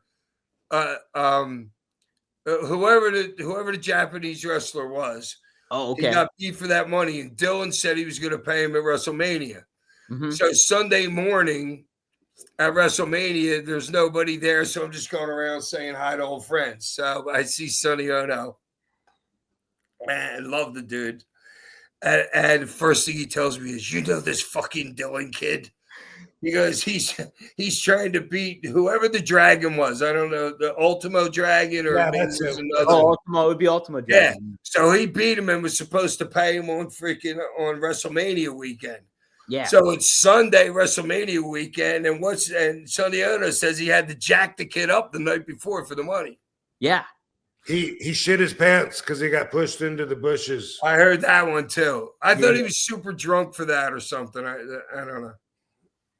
He might have been. I know the guy that pushed him too. It was a helper of Sonny's. I know the guy, Denovius. He's a good dude. That's when I realized that he had no problem lying to me and Katie, because the next day he was like, well, I already knew the story, but we act like we didn't know. And he was like, so you didn't even know that who pushed you last night? Like, you just got attacked by some random people? Because that's what he was saying. He was like, yeah. What would you do, Rob? That's what that was a quote. That's exactly what he said. But anyway, with that negative energy. Yeah. Fuck those motherfuckers. Here's a question from Kyle Z. Hey guys, Sandman, could you please tell us about the time RVD hit you the hardest? What, are you kidding me? I remember like it happened 8 minutes ago. Right. Right. It's the spot. It's the spot where RVD, you could do a zillion things before it, right? But Rob will go up to the top rope and he'll hit you with that flying kick, right? Right. So I'm working with him it's a long weekend too. It was like Thursday, Friday, Saturday, maybe Sunday. I'm like, oh Jesus. First night, I feed up, and we're working on. We might be like in Massachusetts or something. So we're working in like a 16-foot bump ring. You know what I mean? I don't even feed up to the halfway to halfway in the ring. Boom! Freaking, you see the stars, everything. Sorry, we have the match. We have the match the next night. I'm like, all right, I am feeding nowhere close to this thing right now. So when I take the bump, I'm over halfway on a diagonal. Bam! Yeah. Cracked me again. I adjusted. Third night, I didn't feed up for shit. I rolled out. I rolled out. He had to get off the top rope. I'm like, nah, dude. But that's how it was, and that was fine, though. You know what I'm saying? Because we weren't tight. Right. Well, you weren't tight. He's not fucking killing me, and he's hitting in the right spot too. That's the thing. You know what I'm saying? You got to fucking hit the guy in the right spot. Yeah. Do you remember I think we were in Ohio, and I was my music hit for me to do a run-in on you. You were in the ring, and I was way outside with Joe C. We were passing around a doobie, and someone said to me, they walked out there, dude, I think your music was playing, and I was like, no, I still got time. They were like, you sure? It's like, yeah. Like, been there, done that. Smoking for a couple of minutes and shit. And someone else said, dude, your music's playing in there. I go, are you sure? Fuck. And then I had like so far to go. It was like across 2 long parking lots. Open up the door, and then there's a huge gymnasium that's empty, completely empty, that I got to run all the way across, open that up into the section. And when I finally ran in there, and I don't know what we did, but I remember afterwards you said it was so long that like you started laughing and then it wasn't funny anymore. And you're waiting, and then it got funny. Yeah, again. 7 minutes in, you're like, dude. Do you remember that time? No. No. Fair enough. And you think I would, as long as it was, but dude, that's why I can't write a book, dude. I have no memory whatsoever. Well, Jim the Don Hey, asked, wait, hold on. Has anybody told the Taz slap story? oh yeah, we talked. Okay. Yeah, we talked about It that. was great. Oh, good stuff, huh? So was your needy. take on it? What did you say? We heard different. Everyone tells it different, though. Everybody tells it different. What do you No, I wasn't there, but when I tell people, I say I was there. I was at WCW. Oh, okay. Yeah, so I actually You wasn't tell there. people you were there. Yeah, of course. Of course. Thanks for a better story, Rob. Come on. That's funny. Jim the Don asked, I do this freaking podcast, and people can't believe there's only one person I buried in a year, and you know who it is. I do. 3 letters. Okay. I mean, Got an A. still.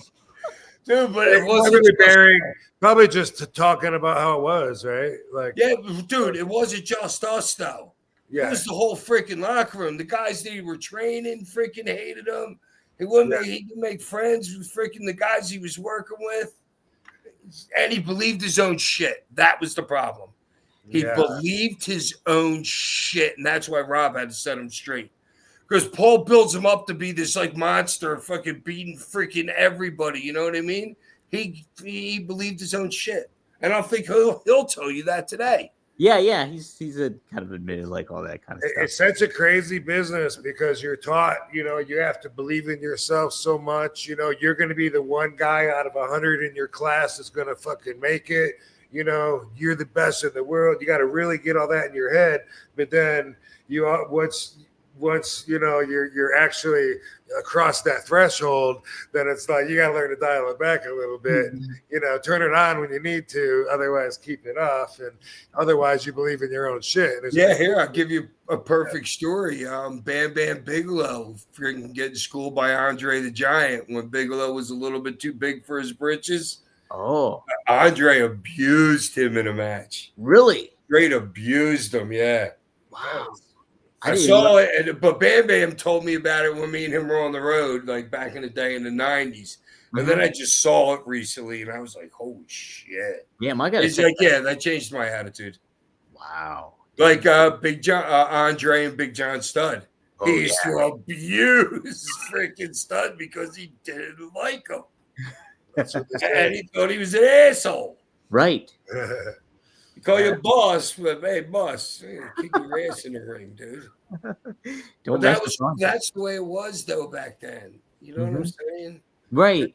It can't possibly be that way now, but it's just interesting to see fucking, because I grew up in the 60s, but I didn't really start. I'm watching wrestling in like 69 because I was born in like 63. It was on at 1 o'clock and 5 o'clock every Saturday. Mm-hmm. You know what I mean? And so I'm 5 years old. I want to be a pro wrestler. That's the only thing I ever wanted to be, is be a pro wrestler. You know what I'm saying? So that's like the people that I'm watching. But, dude, I've been at the Philadelphia Spectrum because they came every month. Carried pieces in a steel cage to Andre the Giant versus Big John Studd.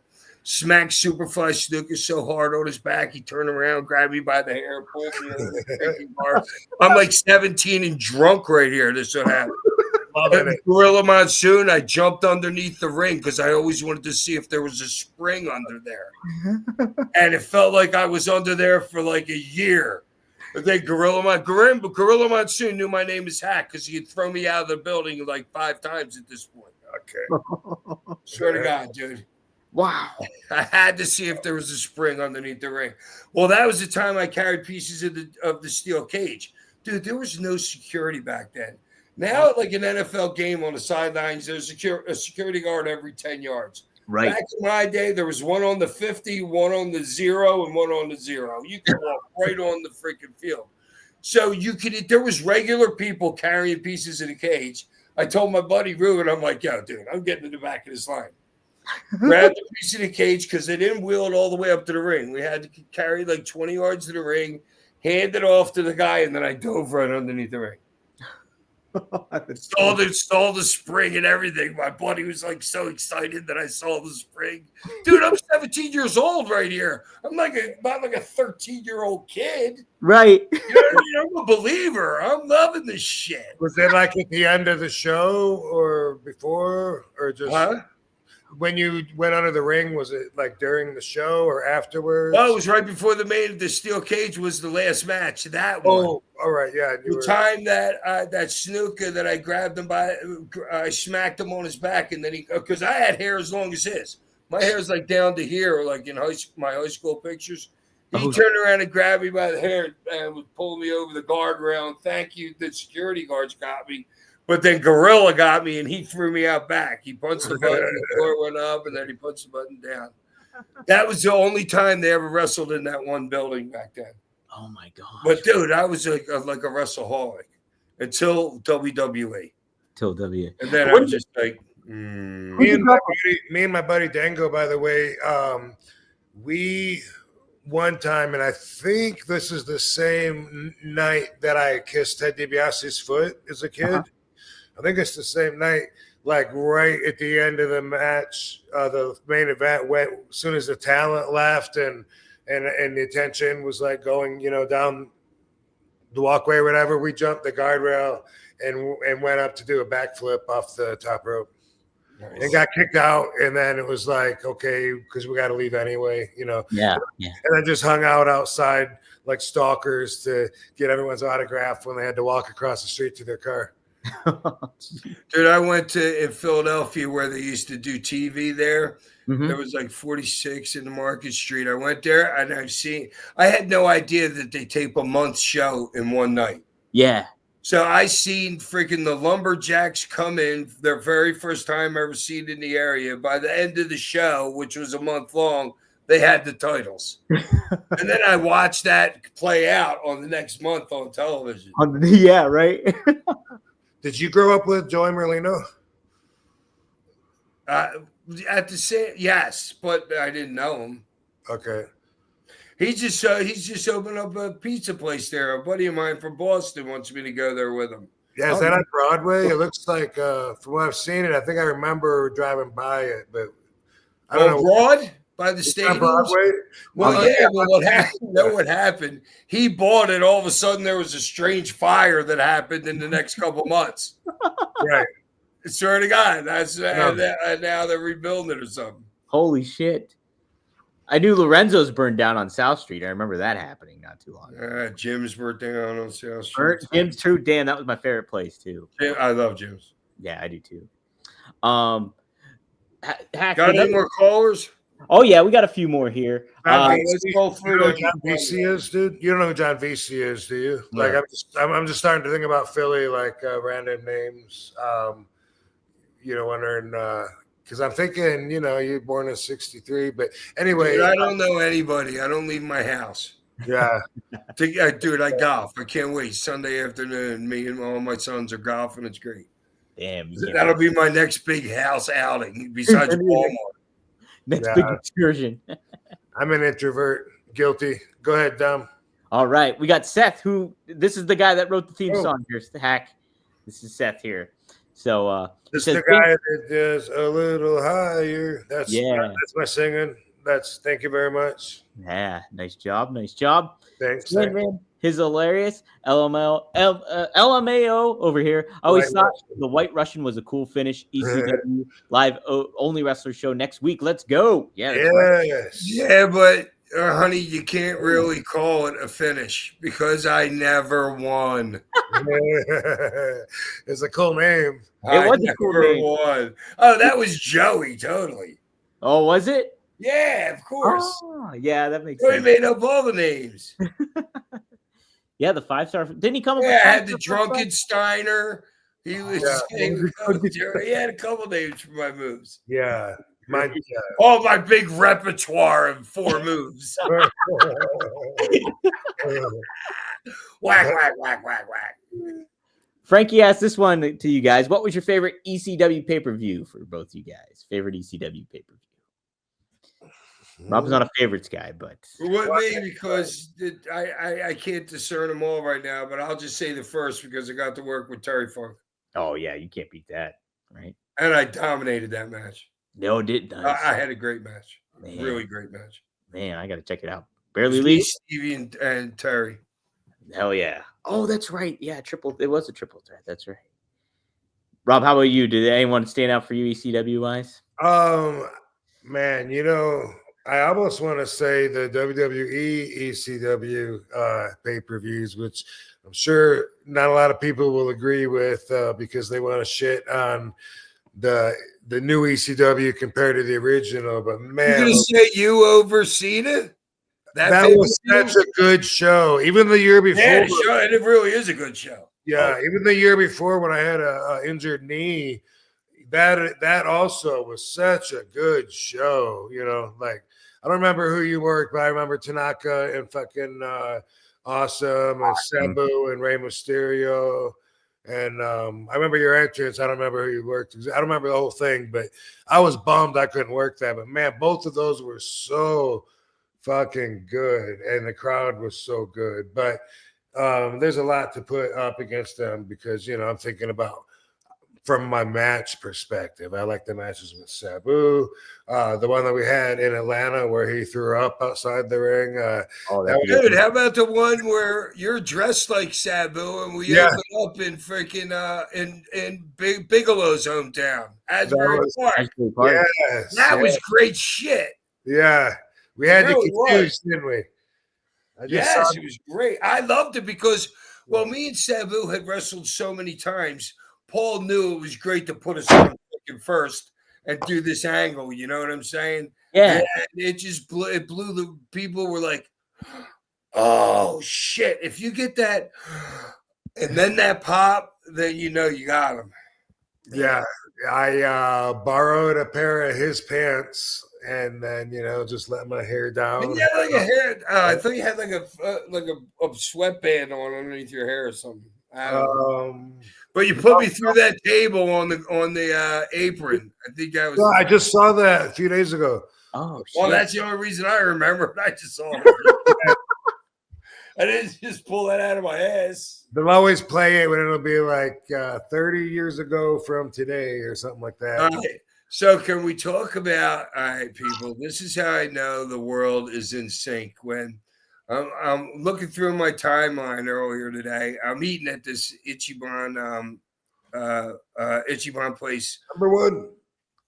So I'm watching Steve Austin give RVD a beer.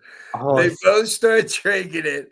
Austin kicks RVD in the gut and then totally whiffs on his freaking finish and lands on his back like 5 feet away from you. Right. I watched it so many times, dude, and I still managed to pull my face into the mat with it. You did somehow. It was the inertia. Dude, did you ever hear anything in the back about that, or was it just like, shit happens? I don't remember. It was after the television was done, right? So this was just caught on camera after. Oh, I don't even know. I don't even know. Yeah, that was pretty funny, dude. That's good. I'm still laughing about it now. And I meant to text him. So here's the story. I'm watching that, and I meant to text him, and I think my son called, and then after that, I'm forgetting what the frick I obviously did. and so I pull up to my house, and RVD calls me.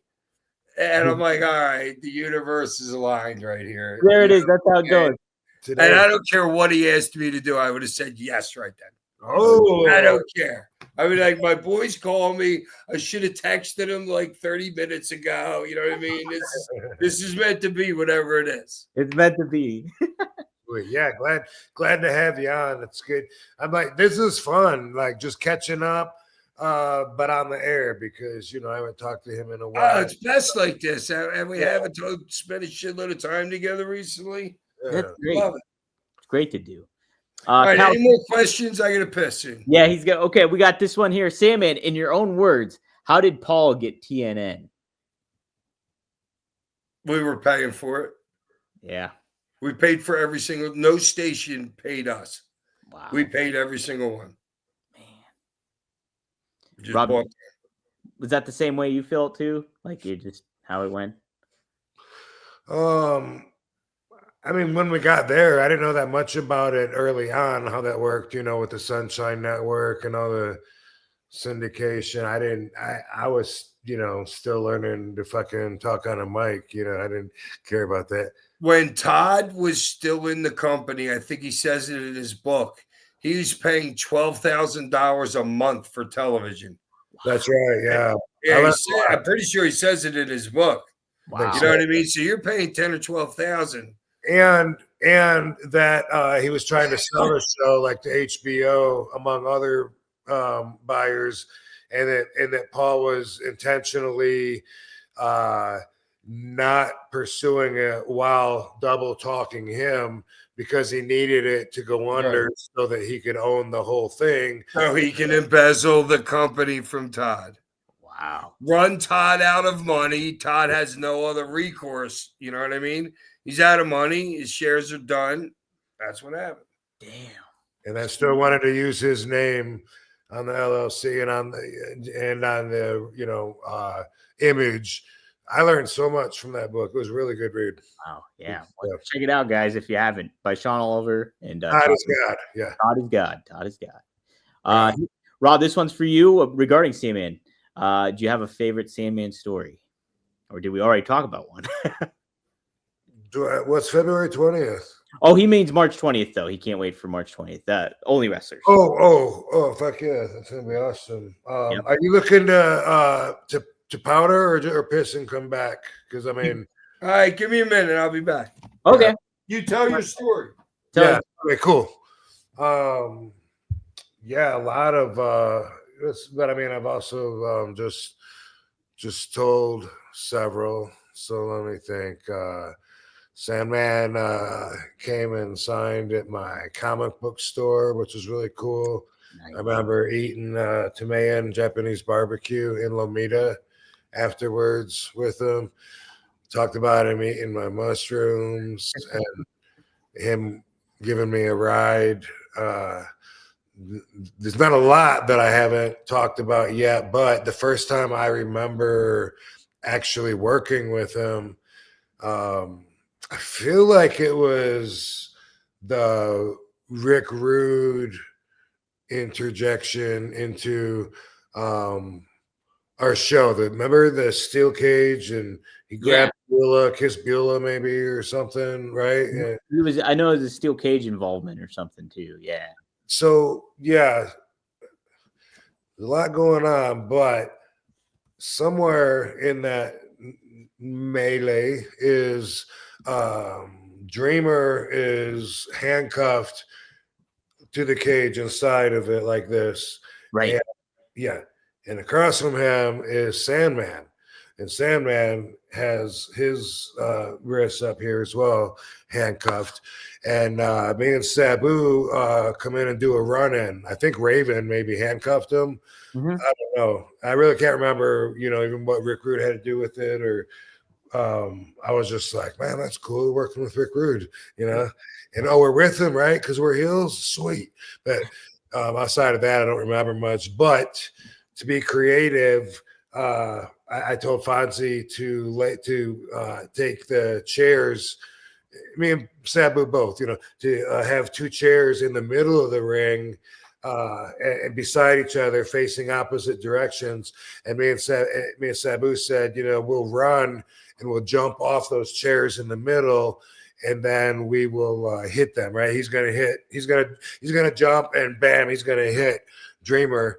And across the ring, Fonzie's going to be holding a chair over Sandman's face, and I'm going to be doing a flying sidekick off the chair into and Sandman's wrists are like this, and I hadn't worked with him before, I don't think, and he said, "Lay it in there." Dude, it's gotta be great, dude. I don't want to. I don't want it. I don't want to take. I want it to be look like I got killed. Right. And that was the It has last to be time. that way, dude. You can't half-ass that. No. The first time I was talking about in the cage match, and you were handcuffed to your arms were like this, so you had no way to protect yourself. And Fonzie had a chair over your face, and I laid it in there. Wham! And after that, you never told me to, really lay it in and send it in as hard as I could anymore. But No, I learned my lesson. I learned my lesson that way. that was my Sandman story. Hack. Somebody asked too. Working with Rob was so easy, because he had so much offense. I don't have to do anything. Literally, you know what I mean? He's good. I could just sell, and it's not even. It's like you go out there with an idea with Rob and with Sabu. It's not freaking. You have to remember, there's people in AEW right now that are going out to the ring and memorizing 150 things in a row. Yeah. Like literally, you know what I mean? I could work with Cactus. I could work with Van Dam. I could work with Sabu. Not Dreamer. I'd have to plan a little bit more with Dreamer. Cactus, same thing. It's an idea that you're going out there with. You know where you want to go, where you're going to go at the end. But it's a lot of dude, I know if you're going to hit me with a clothesline, you don't have to call it. You know what I'm saying? We're all professionals here. Mm-hmm. So those were the guys that I love to work with the most. And if it's a leg lariat instead of a clothesline, you still don't need to know, right? Exactly. I know what to do. I know. I'm watching it. I'm right there. Yeah, one of the things that really sucks about when everything needs to be so set up and stuff is sometimes there'll be a hole or a gap. Sometimes, like if I'm working with somebody young or new, and we have a match later on in the day or whatever, I'll be like, something there, there needs to be something there. What about this? Boom, boom. Like, no, that's not it. Let's meet again in a couple hours. We'll feel that. That's exactly how it is, though. Yeah. Like I was trying to explain a little bit earlier with Johnny Ace. We all got together for a good hour and talked. Then everybody breaks apart and go think about it. Some guys that are rolling in after the other guys are talking to, when I do this, that's when your cue is. You're going over a lot of shit. And the music people have to know their shit too. You know what I mean? Right. So there's a lot of stuff that in a singles match, it's not like that. But when you got a tag match and you have literally 14 people running in, you got to have your shit together. You got to have your shit together for sure. Yeah. No, I've seen backstage too, younger wrestlers just going over a whole match, over and over and over again. And it's just so many of that times back in your guys, it didn't happen in ECW that much. It's you call it in the ring and everybody calls it. Dude, I got lucky. Literally. Joel Goodhart, who owned the freaking Tri-State Wrestling Alliance, which turned into Eastern Championship Wrestling with Todd, and then turned into Extreme Championship Wrestling with Paul E. So I started with that guy. I got so lucky. I saw one of his independent shows. I was like, I could do this. Gave the guy $3,500 the next day. Started in his school March 6, 1989. My daughter's birthday. I had my first match by June 9th. Oh, my mom's birthday. June 9th. And then the next thing you know, I worked with Ivan Koloff, Superfly Snuka, Jim the Anvil Neihart, Don Morocco. Yeah. All for this Tri-State Wrestling Alliance. Todd Gordon was there, right? What? Was Todd Gordon there? Not yet. Oh, this was still tried. Yeah, this was before Todd. Todd's not in for a couple more months. Okay. So I go to freaking, and then the guy gets a call from Jerry Lawler and says, I need 2 dudes, but I want them to have gimmicks. So that's how I ended up getting a surfboard. I never used to come out the surfboard in the very beginning, but Lawler wanted me to have more of a gimmick. Oh, So as the Sandman, what are you going to do? You're going to go to the goddamn surfboard for a gimmick. You know what I'm saying? It's just like Ray Odyssey shit. Everybody's going surfing.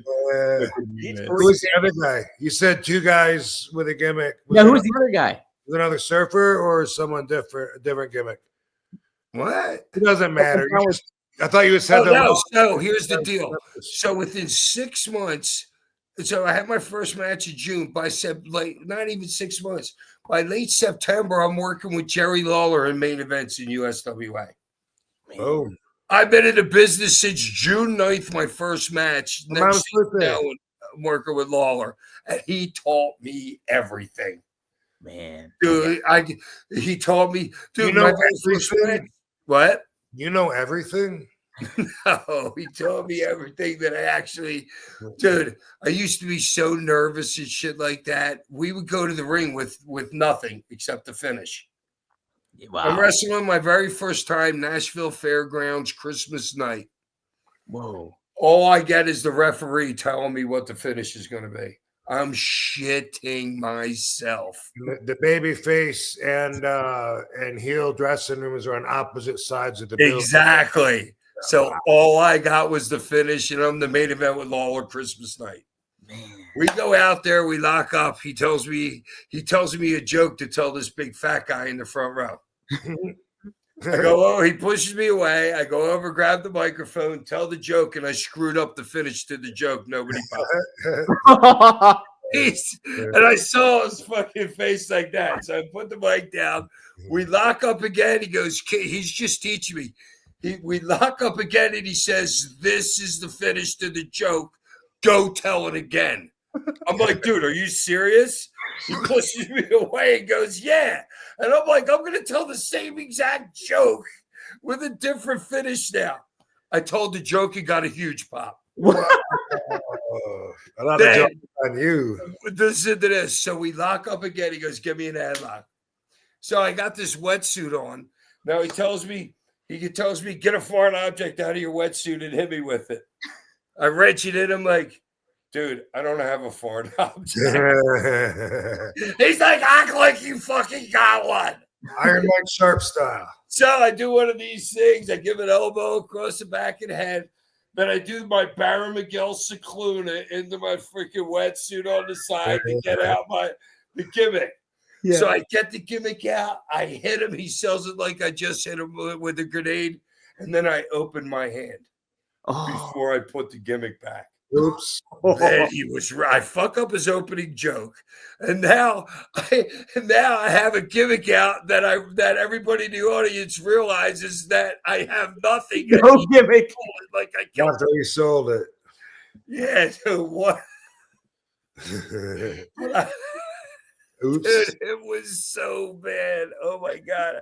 I got to everything was okay after that. Yeah. Wow. Do you remember what the joke was, Sandman? Huh? Do you remember what the joke was that he wanted you to tell? Nah, a fat joke. A typical fat joke. Oh, okay. But I was so damn nervous. Yeah, right? Jeez. No, dude, it's shitting myself nervous. I bet it. Like, all you get is a finish and you're working with Lawler. It's crazy. Yeah. It's insane. Yeah, heck.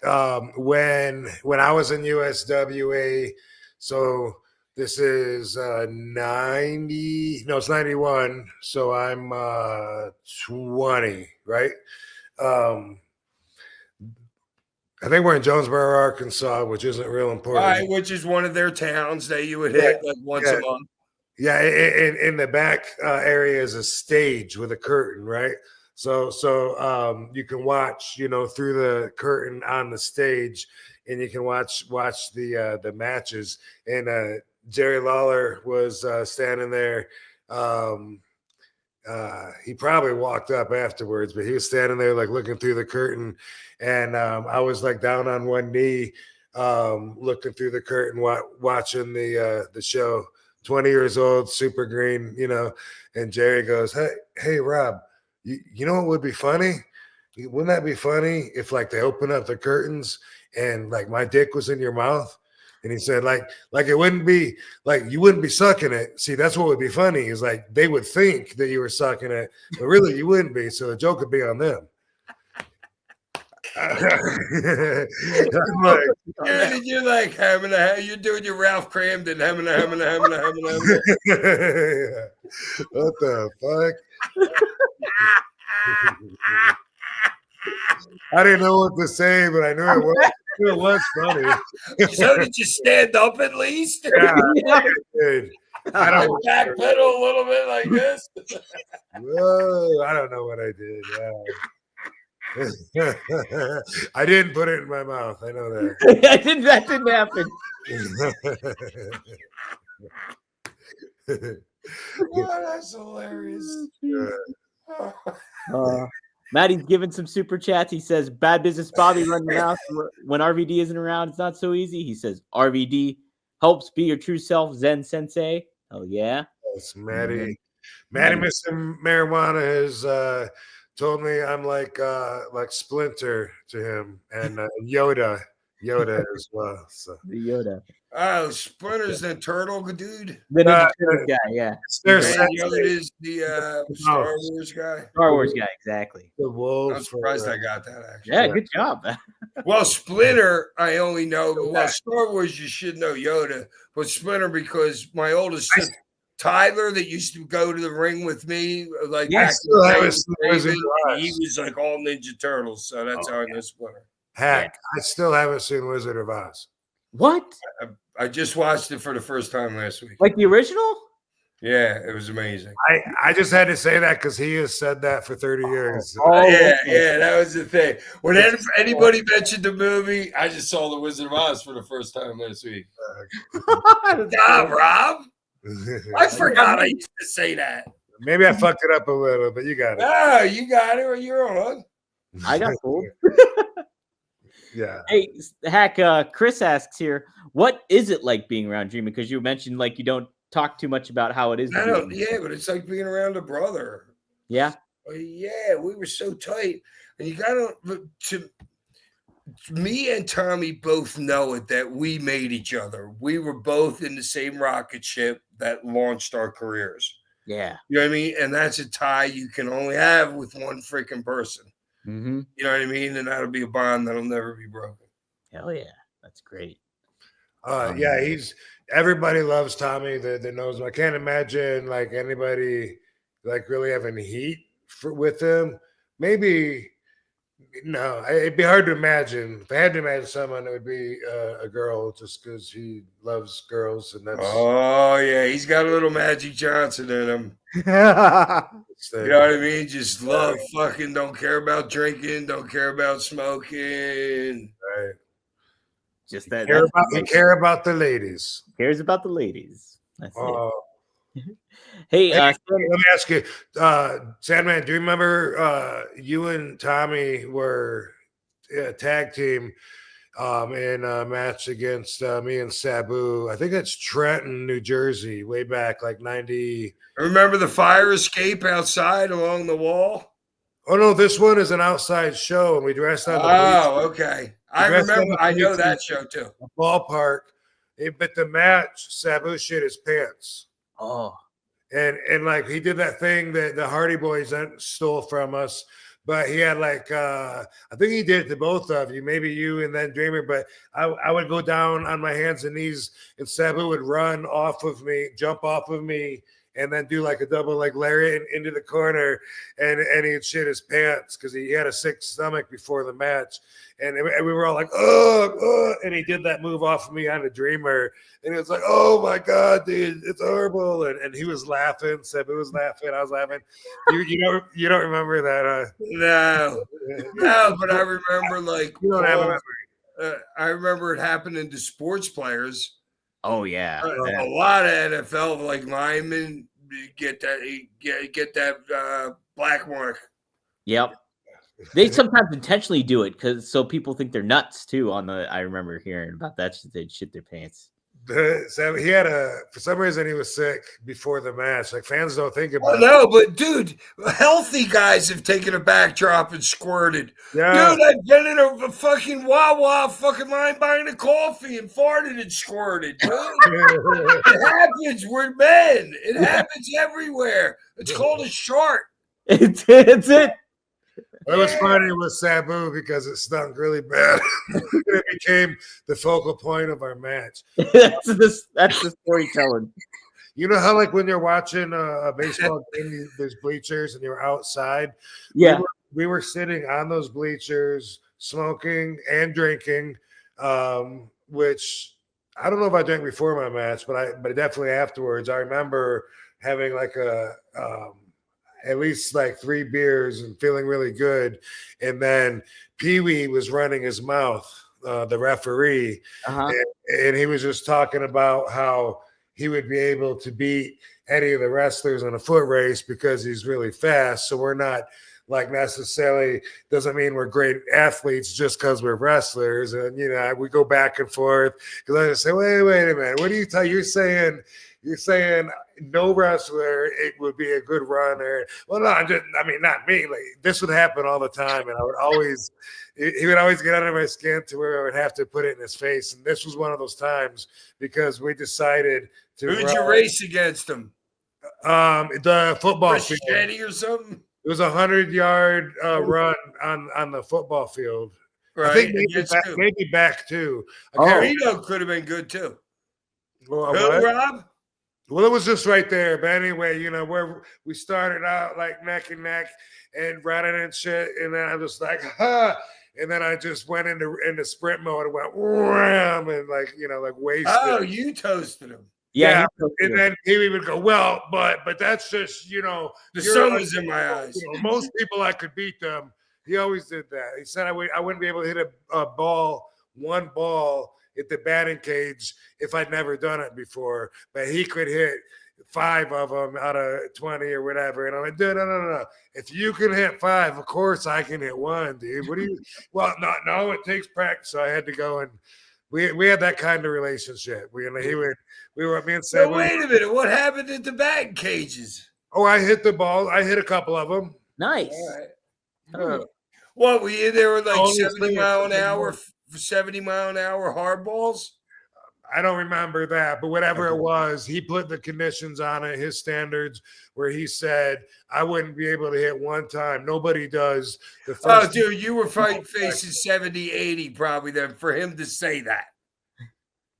Dude, you got to understand, baseball is the craziest freaking sport because it's your eye.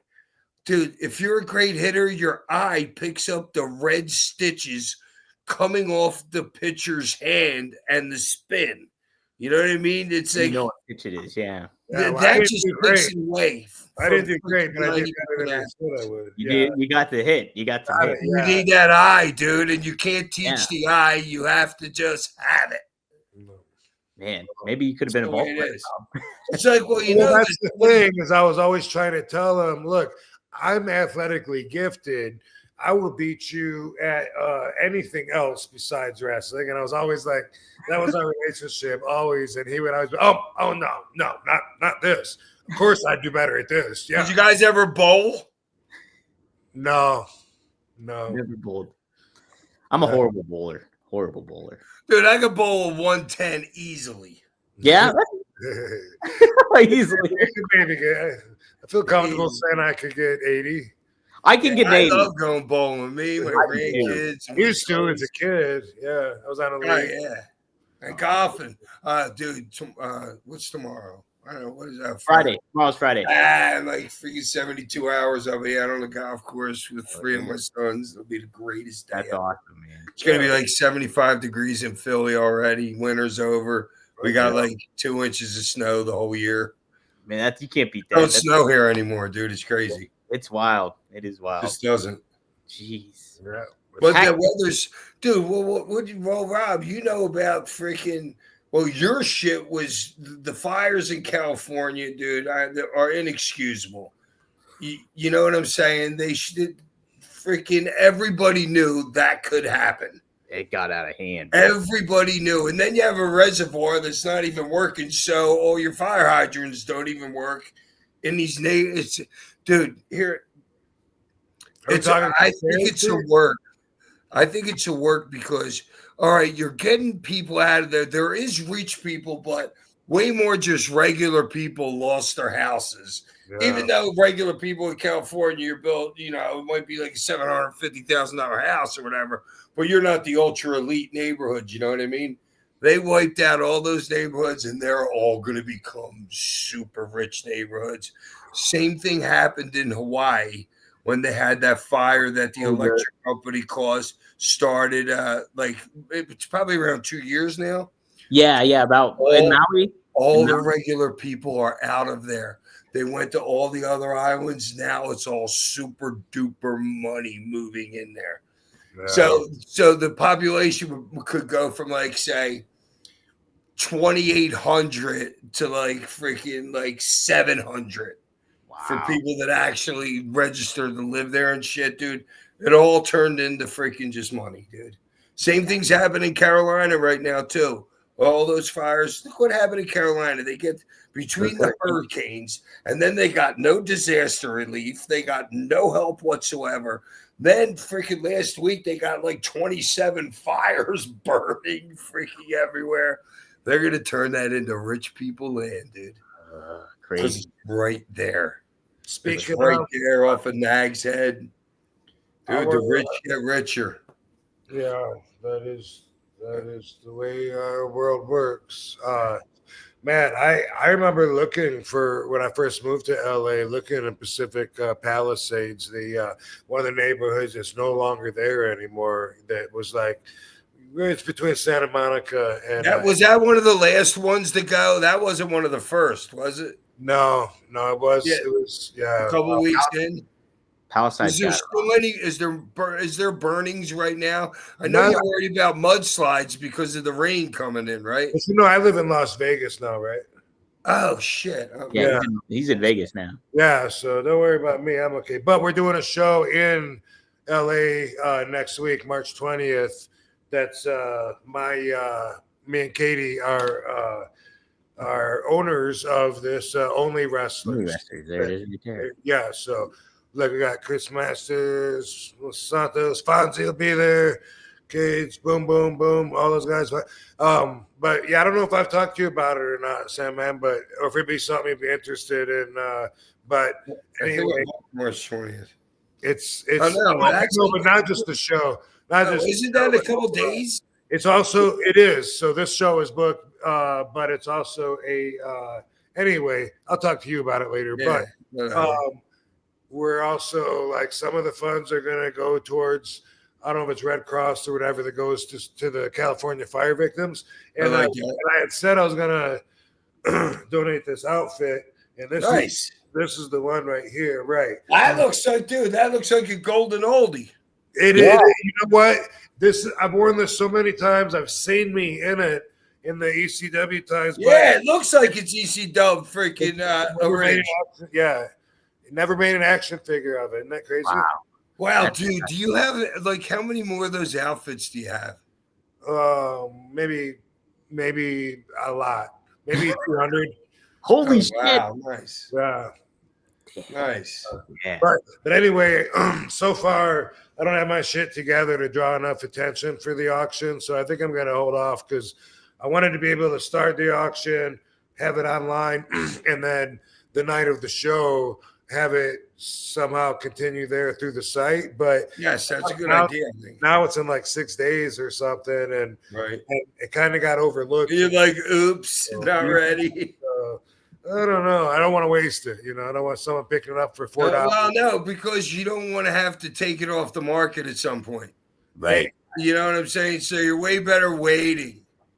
Yeah. Because and I hate if it doesn't make your price. I hate getting rid of them. I used to be able to part with them and say, well, it'll mean more to someone else than me rotting in my closet. But I don't part with them anymore because now I like to collect a lot of my own stuff, and that's one of them. So this was going to be unusual for me to go ahead and part with this, but for the right cause. So, but I think I fucked it up. So I think I'll make an official decision tomorrow, but I don't think. Yeah, like you said, I think I'm going to wait on that. But anyway, boom, just transitioning into talking about that. We plugged that. Hey, do you know what is going on with Dolph Ziggler's brother in the lawsuit? I've heard about it with the whole AEW and that him being like kind of terminated unceremoniously, and then like involvement. I know like very little. All I know is some of what's been reported, but from what's being reported, allegedly, the guy that Dolph Ziggler's brother was in AEW, and he doesn't think he got a fair shake because CM Punk didn't like him.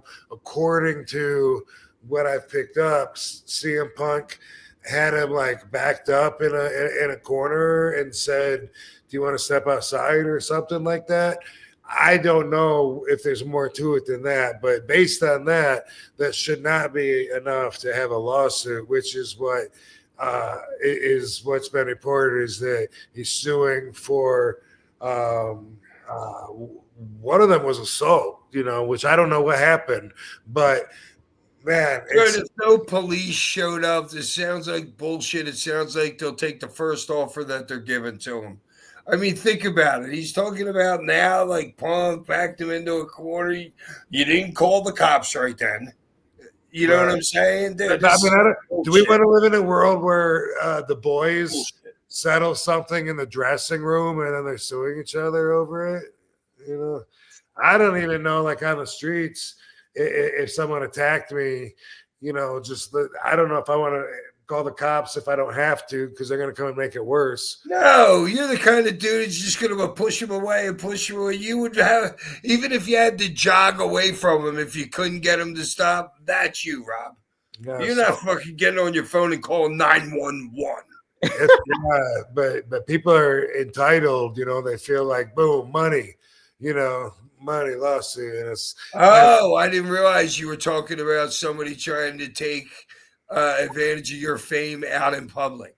I went through this. I think it was 2019. I had to go to court, and I had to go through the trial, and the guy was suing me so he could get his face reconstructed and get a new nose and all this stuff. And I had a great lawyer that made some great points, and his was all bullshit. But it always makes me not want to go out every time I have an altercation. So you won, but how much did you pay in legal fees? Exactly. That's the thing. Right. Yep. Frick. Probably Scott. It was probably had to be like 40 G's. Way more. Way more. Right. Yeah. But anyway, I don't know enough to say to have an opinion, because I don't know all the facts about the Ziggler case. But if he is suing for assault from someone saying, "Do we need to step outside?" which is how the one thing that I saw, then man, I hope it doesn't become that much of a work safe environment. It makes, man, the dressing room and the workplace of wrestling is becoming more and more like a corporate office, and it's just kind of sad to see. Yeah, what, are you kidding me? Look at the shit DX. DX got away with blackface paint freaking back in like the 90s. You know what I mean? That ain't going on right now. You know what I mean? It's a different corporate world. Yeah, I get that, but I still think the kid's all bullshit. Yeah. So the claims in the lawsuit. Allegedly, I think he's bullshit. He said the claims in the lawsuit, Rob, you're right. Ryan Nemeth claims that Punk assaulted him in the locker room. Blackballing. Nemeth claims that he was stopped from wrestling for AEW after speaking out about Punk's harassment. Workplace harassment. Nemeth claims that Punk intimidated him and that AEW and Khan did nothing to protect him. And then a breach of contract. Nemeth claims that AEW breached his contract by. Well, but wasn't he a total prick when he was there? Is that what the story is anyway? Who, Punk or Nemeth? Yeah, Punk. Punk. Well, it depends on really who you talk to, because it seems like AEW is kind of like a madhouse when it gets run. Because nobody fucking no one single person has the answer. That's The it. inmates are running the island. Yeah. Mm-hmm. And so Punk was there, had a new lease on life when it came to wrestling, and got really was sick of their crap after a while. And Well, yeah, but was sick as their crap? Was that because that tag team that's great was running their own shit? This guy was running his own shit. Who's the tag team I'm talking about? Young Bucks you're thinking of. Who? The Young Bucks. Yes. Mm-hmm. They were running shit, right? They were doing their own thing, and there's clearly tension between. Was it Jericho had his voice fucking all up in there the whole time too? There was lots of different voices going on. Right, that's my point. You know what I mean? Mm-hmm. So to me, that freaking makes whatever Punk was doing, I could see him being pushed into that perspective. Right, he probably got sick of all that. You kidding me? Yeah, I always think when someone that's in the victim position, in this kind of situation, that they have a hard case to prove if they're going to say that the reason I wasn't given more work is because this happened. Sure. It's all subjective. They'd be suing movie producers if that was because that's basically what's going on right here. Right, yeah. You have producers that are choosing you. Then why isn't Hollywood freaking filing lawsuits against a producer that like the girl with the Midwestern look over the Chinese looking girl? Right. You know, it's good. I don't know. I just thought about that right there, but it makes sense though, because you can't do it because it's all so subjective. What is being over, Rob? Who's over? Are you over? Right. You know what I'm saying? You over with the office? You over with the people? You need to be over with freaking both of them. With both of them, right? Are you selling tickets? That's what we hard to find the balance. We got a lot of people trying to chop you down. That's it. That's it. Another super chat here before we close out. Kyle Z asks, Sandman, do you have any stories of the Sheik? I'm guessing he means the original Sheik. Okay, dude, seriously. All right, I'll tell you one. You're gonna love this. So I'm in Sabu. I'm wrestling for Sabu for his uncle in Escanaba, Michigan. It's technically in Canada, but that's just the way the borders work out, and we protect Canada and all that bullshit.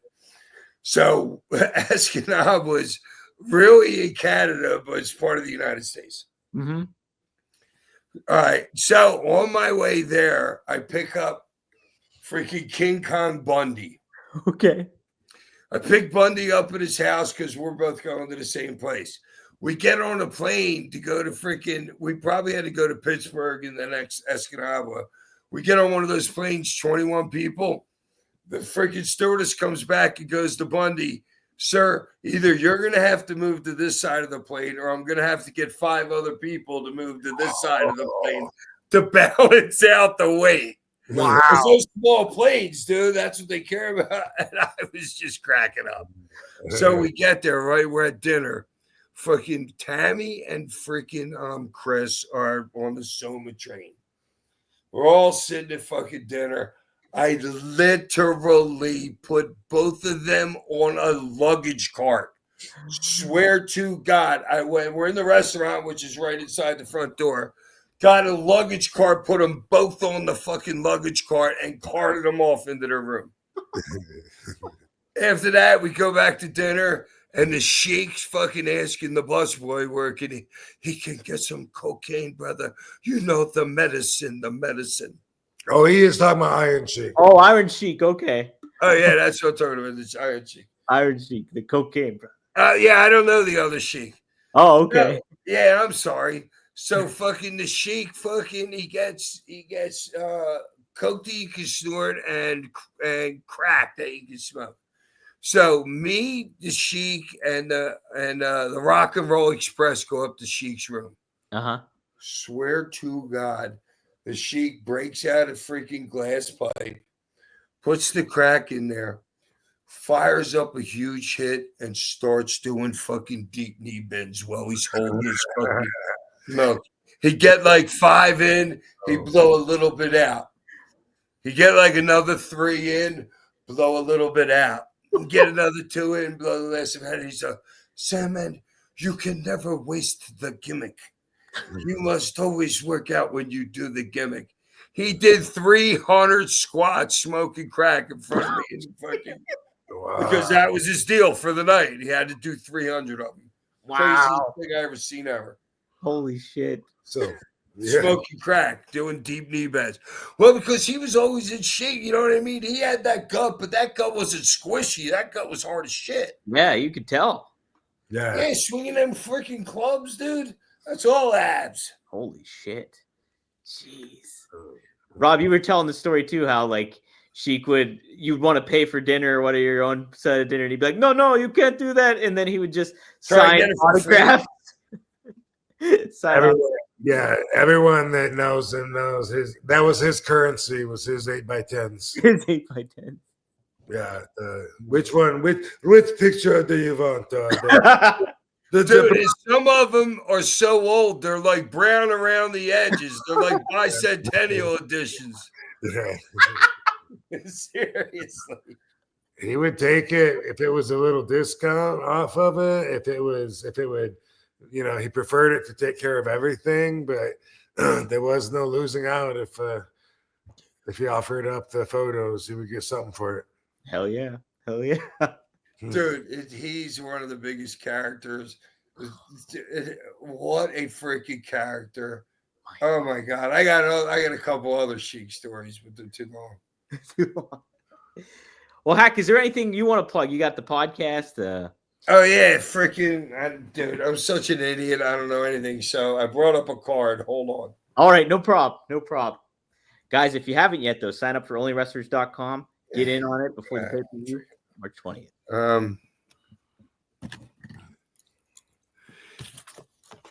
Oh shit.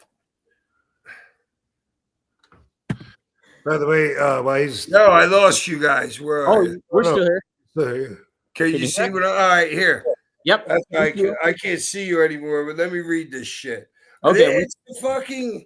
It's the Sandman podcast on freaking TikTok, X, Instagram. It's all, and I don't know what the last one is, but they're all Sandman podcasts. So wherever you get it from, you get it. All right. Be sure to type in Sandman podcast in your podcast feed of choice, and be sure to find it and download it. Who's your host? Does he do other shows too? I think it's no, Rob. Actually, I don't like doing other people's shows. I don't. In fact, I haven't done a show since freaking I started doing my own show. I think we do it once a week. We're in like our 56th episode because I want to save my shit for my own shit. You know what I mean? Yeah. No, I was just saying, who's your host though? Oh, Brian Tosh. You got to just like listen to him. The dude sounds like a freaking baseball fucking like. He's got a great voice. Brian Tosh. And he's smart. And he's my business manager also. Oh, hell yeah. Nice. Well, cool, yeah, guys. He's got his shit going. All right, boys. Rob, love you. Thank you very much. You, man. Thanks so much. All right, peace. Good to see you, man. Peace. Right. See ya. Yeah. Yeah, Rob. Cool, man. Another good show. That was a good idea. We got some ideas in the chat room of who to have on. Guys, who do you want next coming out for the chat? Easy. Yeah, that was a good one. Whoever suggested that. That's funny, too, because it was Mike Chioda was talking about how he's getting mistaken for it. There's a lot of and lo and behold, somebody's like, you should get Hack on here. Yeah. The dogs always know when the show's over. I don't know. Okay, we're wrapped, huh? We can party down. Yeah. But by the way, so I don't forget to say, what show was I doing? Chris Van Vliet? Yeah, thank you. I was doing that the other day, and anyway, someone had asked about Maven, if I knew, or if I had seen Maven's apology or whatever. So I just wanted to say, if anyone was following that silly little angle that was going on, I did Cafe de Renee's show recently. Okay. And while I was on there last week, Maven also called in just to chat or whatever, and to talk about that. So we both talked about it on Renee's show. So I gotta check that out. yeah, Oh, that's great. That's awesome. I didn't know that happened. yeah, How was the Chris Van Vliet thing? It looked like it was cool. It was at the Casino de Circo, right? And all yeah. that. Yeah. Yes, it was, and it was awesome. Good guy. I think everyone likes him. That knows him, at least the professional side of him. He's very gentlemanly, hard to not like, and he asks a lot of good questions that keep the conversation going. Yeah, he's good at what he does. He's definitely good at what he does. Yeah. Chris, Yeah. great. You just had Scott Steiner on there too a little. It was the one that just got posted, I think. Okay, he did Chris Bay before me. Okay. Cool. I showed up with a Chris Bay shirt, and Chris Bay was right there leaving when I got there. So that was pretty cool. And Yeah. I want to see the one with Chris talking as well. Chris hadn't heard about what's going on with Bad Business Bobby. So I was very happy to enlighten him on that. You filled him in. Take that opportunity to remind everyone what a scumbag he is. So did you mean Chris Van Vliet? Did you say that? No, he was like, and I was like, you know who Bobby Fulton is, right? And he was like, no. I'm like, you know who Bobby Fulton is? Like, him and Tommy Rogers were the Fantastics. And it was like, I don't know. I'm sorry. I said, no, you're not missing anything. I'm just saying, I've had so many people from fans to wrestlers to office people. I'm used to them telling me how much they enjoy me outing the crime family. And then usually they add their own stories like Sandman, like everyone does, so I was just kind of surprised that he wasn't familiar with it. So I shed a little light on the subject for him so he knows that Bobby is indeed a scumbag. Oh, congratulations on scamming Christy into marrying you. I hope you got my vows. Hey, also, we didn't talk about this on the show, but we saw the attendance, or at least photos of the attendance that happened. Yeah. And was not very, not a good turnout, didn't look like. Yeah. It was, but first they were taking like during the day, like with the convention, was like really slow.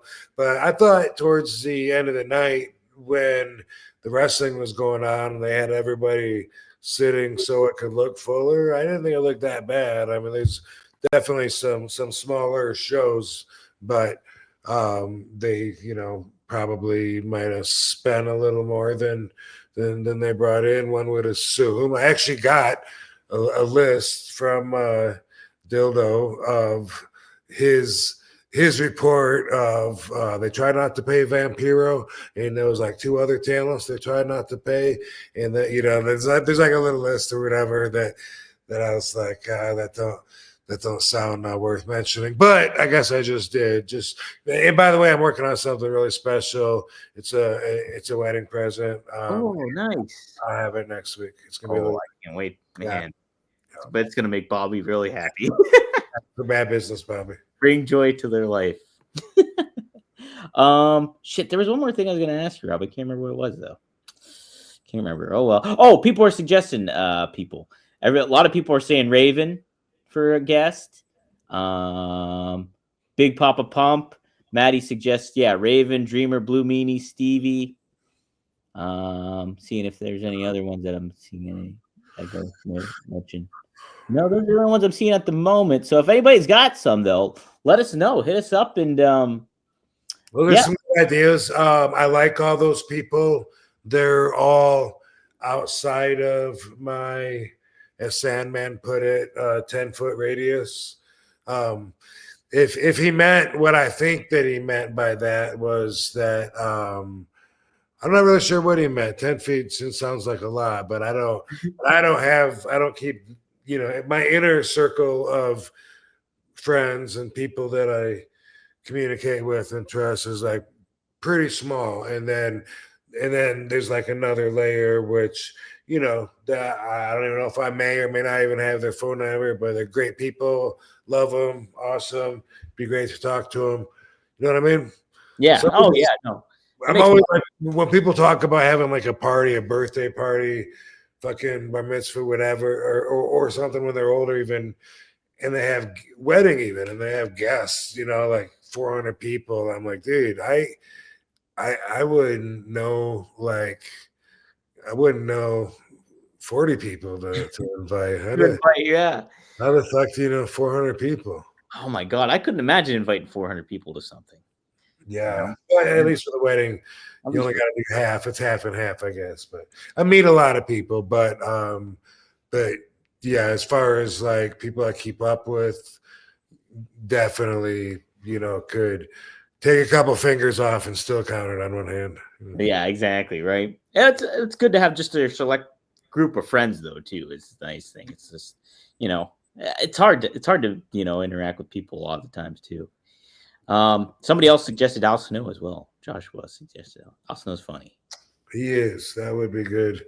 And he could tell some stories. I don't know if you know, but when I started out wrestling, Al Snow was somebody that I wrestled a little bit in that area in Michigan, Ohio, Indiana. He had a partner, Machine Gun Mike Kelly. Sabu and I tagged against them. Sabu and me against Machine Gun Mike Kelly. Al Snow. Also, me and Dango tagged against them. Al was older than me, still is, and so when I was super young and green, he was one of the veterans, you know, trying to say, "Whoa, way too stiff." And, but he might remember some things from back in the day, because for me, the whole world was like so new, you know. Right. But, matter of fact, I think it was November 1st, and this would have been, I guess, 1991, when I drove down to Florida from Michigan. I had a booking in Lima, Ohio for Al Snow, so that was like 4 hours south for Battle Creek. So I figured, fuck it, I'm 4 hours south. I'll just leave from there and just drive down to Florida. And I had a schedule for the opening of the ICWA, so that's why I was painting the bleachers at the Sportatorium and hanging the sign up and painting the roof, anything I could do to let's go, because I had the bug. I'd been in about a dozen indie shows and had the USWA experience of doing, you know, 4 or 5 shows a week on a loop, and I just wanted to keep doing it. So yeah, you get the bug once you're going, you're cooking, man. It's like, you know, that's it. You know, my brother Marcus, he's got the bug now too, and he's going around to the local promotions and traveling around and doing all that stuff now, even this weekend. Yeah, still got to watch him. Yeah, I still got to watch him, but also that was my agenda. You know, Sabu and Cheek said for the first couple years, just get as much ring time as you can. Yeah. So that's what I was out to do. You want to put a wig on me? Fine, whatever.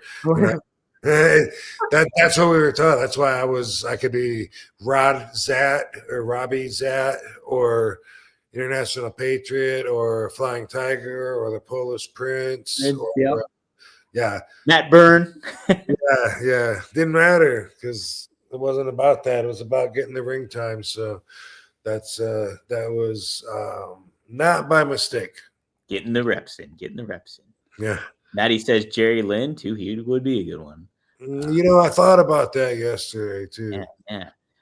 Bully. Yeah. Marco from RVD420.com. Marco from RVD 420 glass. Go over there.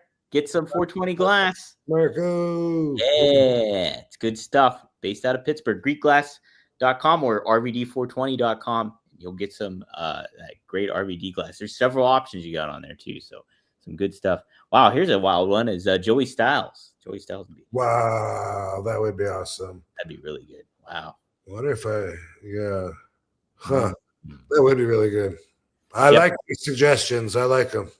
Oh, Godfather. It's a good one. Yeah. You know, I actually called him last week to be on it. Oh, nice. he was on an airplane leaving town. So, Yeah. Kyoto wasn't my first choice. Oh, Goto was a good one though. He was a great. Yeah, fuck yeah, I miss him. He made my time in WWE a lot more fun. Like, Yeah, how couldn't he? Right? he was one of those 3 or 4 people that I would keep close to me at that time. Yeah, hell yeah, man. That's the way to do it. Cool. Well, oh, Marco says to hit him up when you get a chance, I guess, too. Yeah, okay, yeah, I got your email, your message, and will do. Will do. So, guys, if you haven't yet, though, onlywrestlers.com, sign up now. If you do that and you subscribe to a certain wrestler account, whether it be Brian Cage's or Bill Alfonso or RVD's, you get the pay-per-view. So subscribe and sign up and get it going, because March 20th is when that show happens. If you're I'm gonna go take the trash out. Okay, he's gonna take the trash. I just got a message literally on my phone. Was that what that was for the trash? Yeah. So, guys, though, yes, definitely subscribe to onlywrestlers.com. Yeah, fucking next week's the show. We're excited about it. It's our kickoff.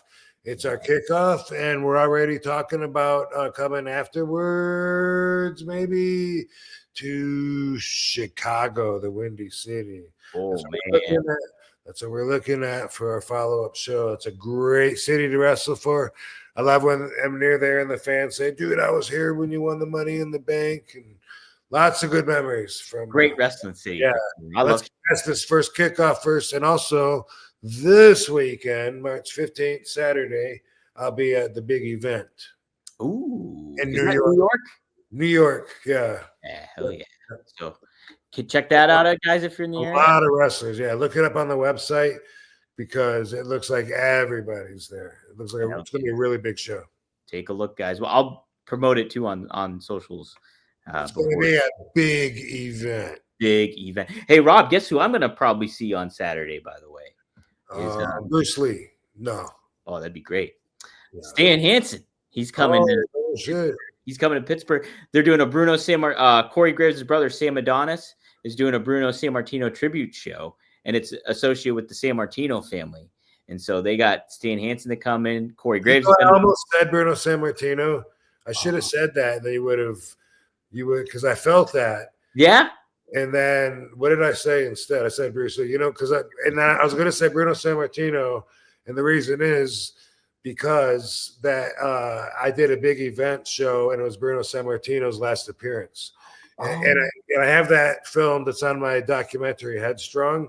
And I was literally thinking that at the time when you said, guess who I'm going to see? And I almost said Bruno. And then I was like, but he's dead. And then my mind went, you know who else is dead is Bruce Lee. So, whoa. So that's what. Yeah. That's awesome, though. Synchronicity right there. So, so I'll see you, Dan. And Bill after, too. I'll ask. I get the chance to probably interview a couple of them, so I'll ask them about you. See what they say. Cool. Yeah. All right, dude. All right. Good show, everybody. Covered a lot of ground today. We did, didn't we? Thanks so much to Sandman and Hack being here. He's awesome. Yeah. And a lot of fun. I was laughing so hard. And so Kyle said this was the best one yet. So awesome. Love the feedback. That's why we do what we do. That's it, man. That's it. Frankie said I missed a super chat here. Let me see if we can address that before we get to it. All right. Well, he's looking for that. Here it is. Oh. Perry Saturn talks a lot, but it's interesting. Oh, he suggested Perry Saturn. Yeah. Wow, that would be an interesting guy to have on the show too. Thanks. I'm up for anybody. Yeah, these are all good ideas. So, sometimes I literally feel like talking more than other times, and sometimes that's a factor. Yeah. Sometimes I'll be like, I want to talk today. I don't want someone that's gonna run. Some of the guys will run with it, and you gotta like break in. Yeah, you go. Hey. Sometimes that's okay. What depends on how I feel, but I kind of like how we don't necessarily have a pattern as far as that goes. We just sometimes we have a guest and sometimes we don't. And that way it leaves obligations to be non-stressful in that manner because it's whatever, we don't. Yeah, I like doing it just us, or I love having a guest on too. It's like it mixes things up and keeps things fresh, and the show is one of a kind. Yeah. Bobby does get hurt. I think that we don't put in enough time for him, but he's waiting on us to get bored talking about him anyway, so he's going to expect it to fade out. So that's cool, and maybe it will. Somebody in the comments said about his show because he had the show, and then I posted, "Hey, congratulations on something on killing the business and sticking around and to bathe in its blood." But then the thing under it was something Dildo sent. Clearly, when you click on the picture, and somebody was like, "Were you in the crowd, Rob, taking that picture? That's weird. You're stalking." I'm like, "It's from Dildo." I mean, but also somebody else said on there, "Oh, I'm losing my train of thought. Maybe I should have just let it go." Something about about his show. Somebody said either do something about it or let it go or something like that, And so I just wanted to say, there's not really a governing body over the world of wrestling. Yeah. I said, I'm kicking you out of the business, but it's not like back in the day where I could go to the head of the NWA and have him ejected from his seat of the wrestling president of Chillicothe. Right. You're not going to like fucking Toots Mon or anything like that. You're just right. What I can do is just continue to bury him and let people know what a horrible person he is. And it may be a long-term kind of thing, could be short-term. But if I'm going to do something about it, then I think that's what I'm doing about it. Just to help you understand. I can't really say, boom, nobody go to a show. Hi, baby. She's saying, yeah, this has been a really long one.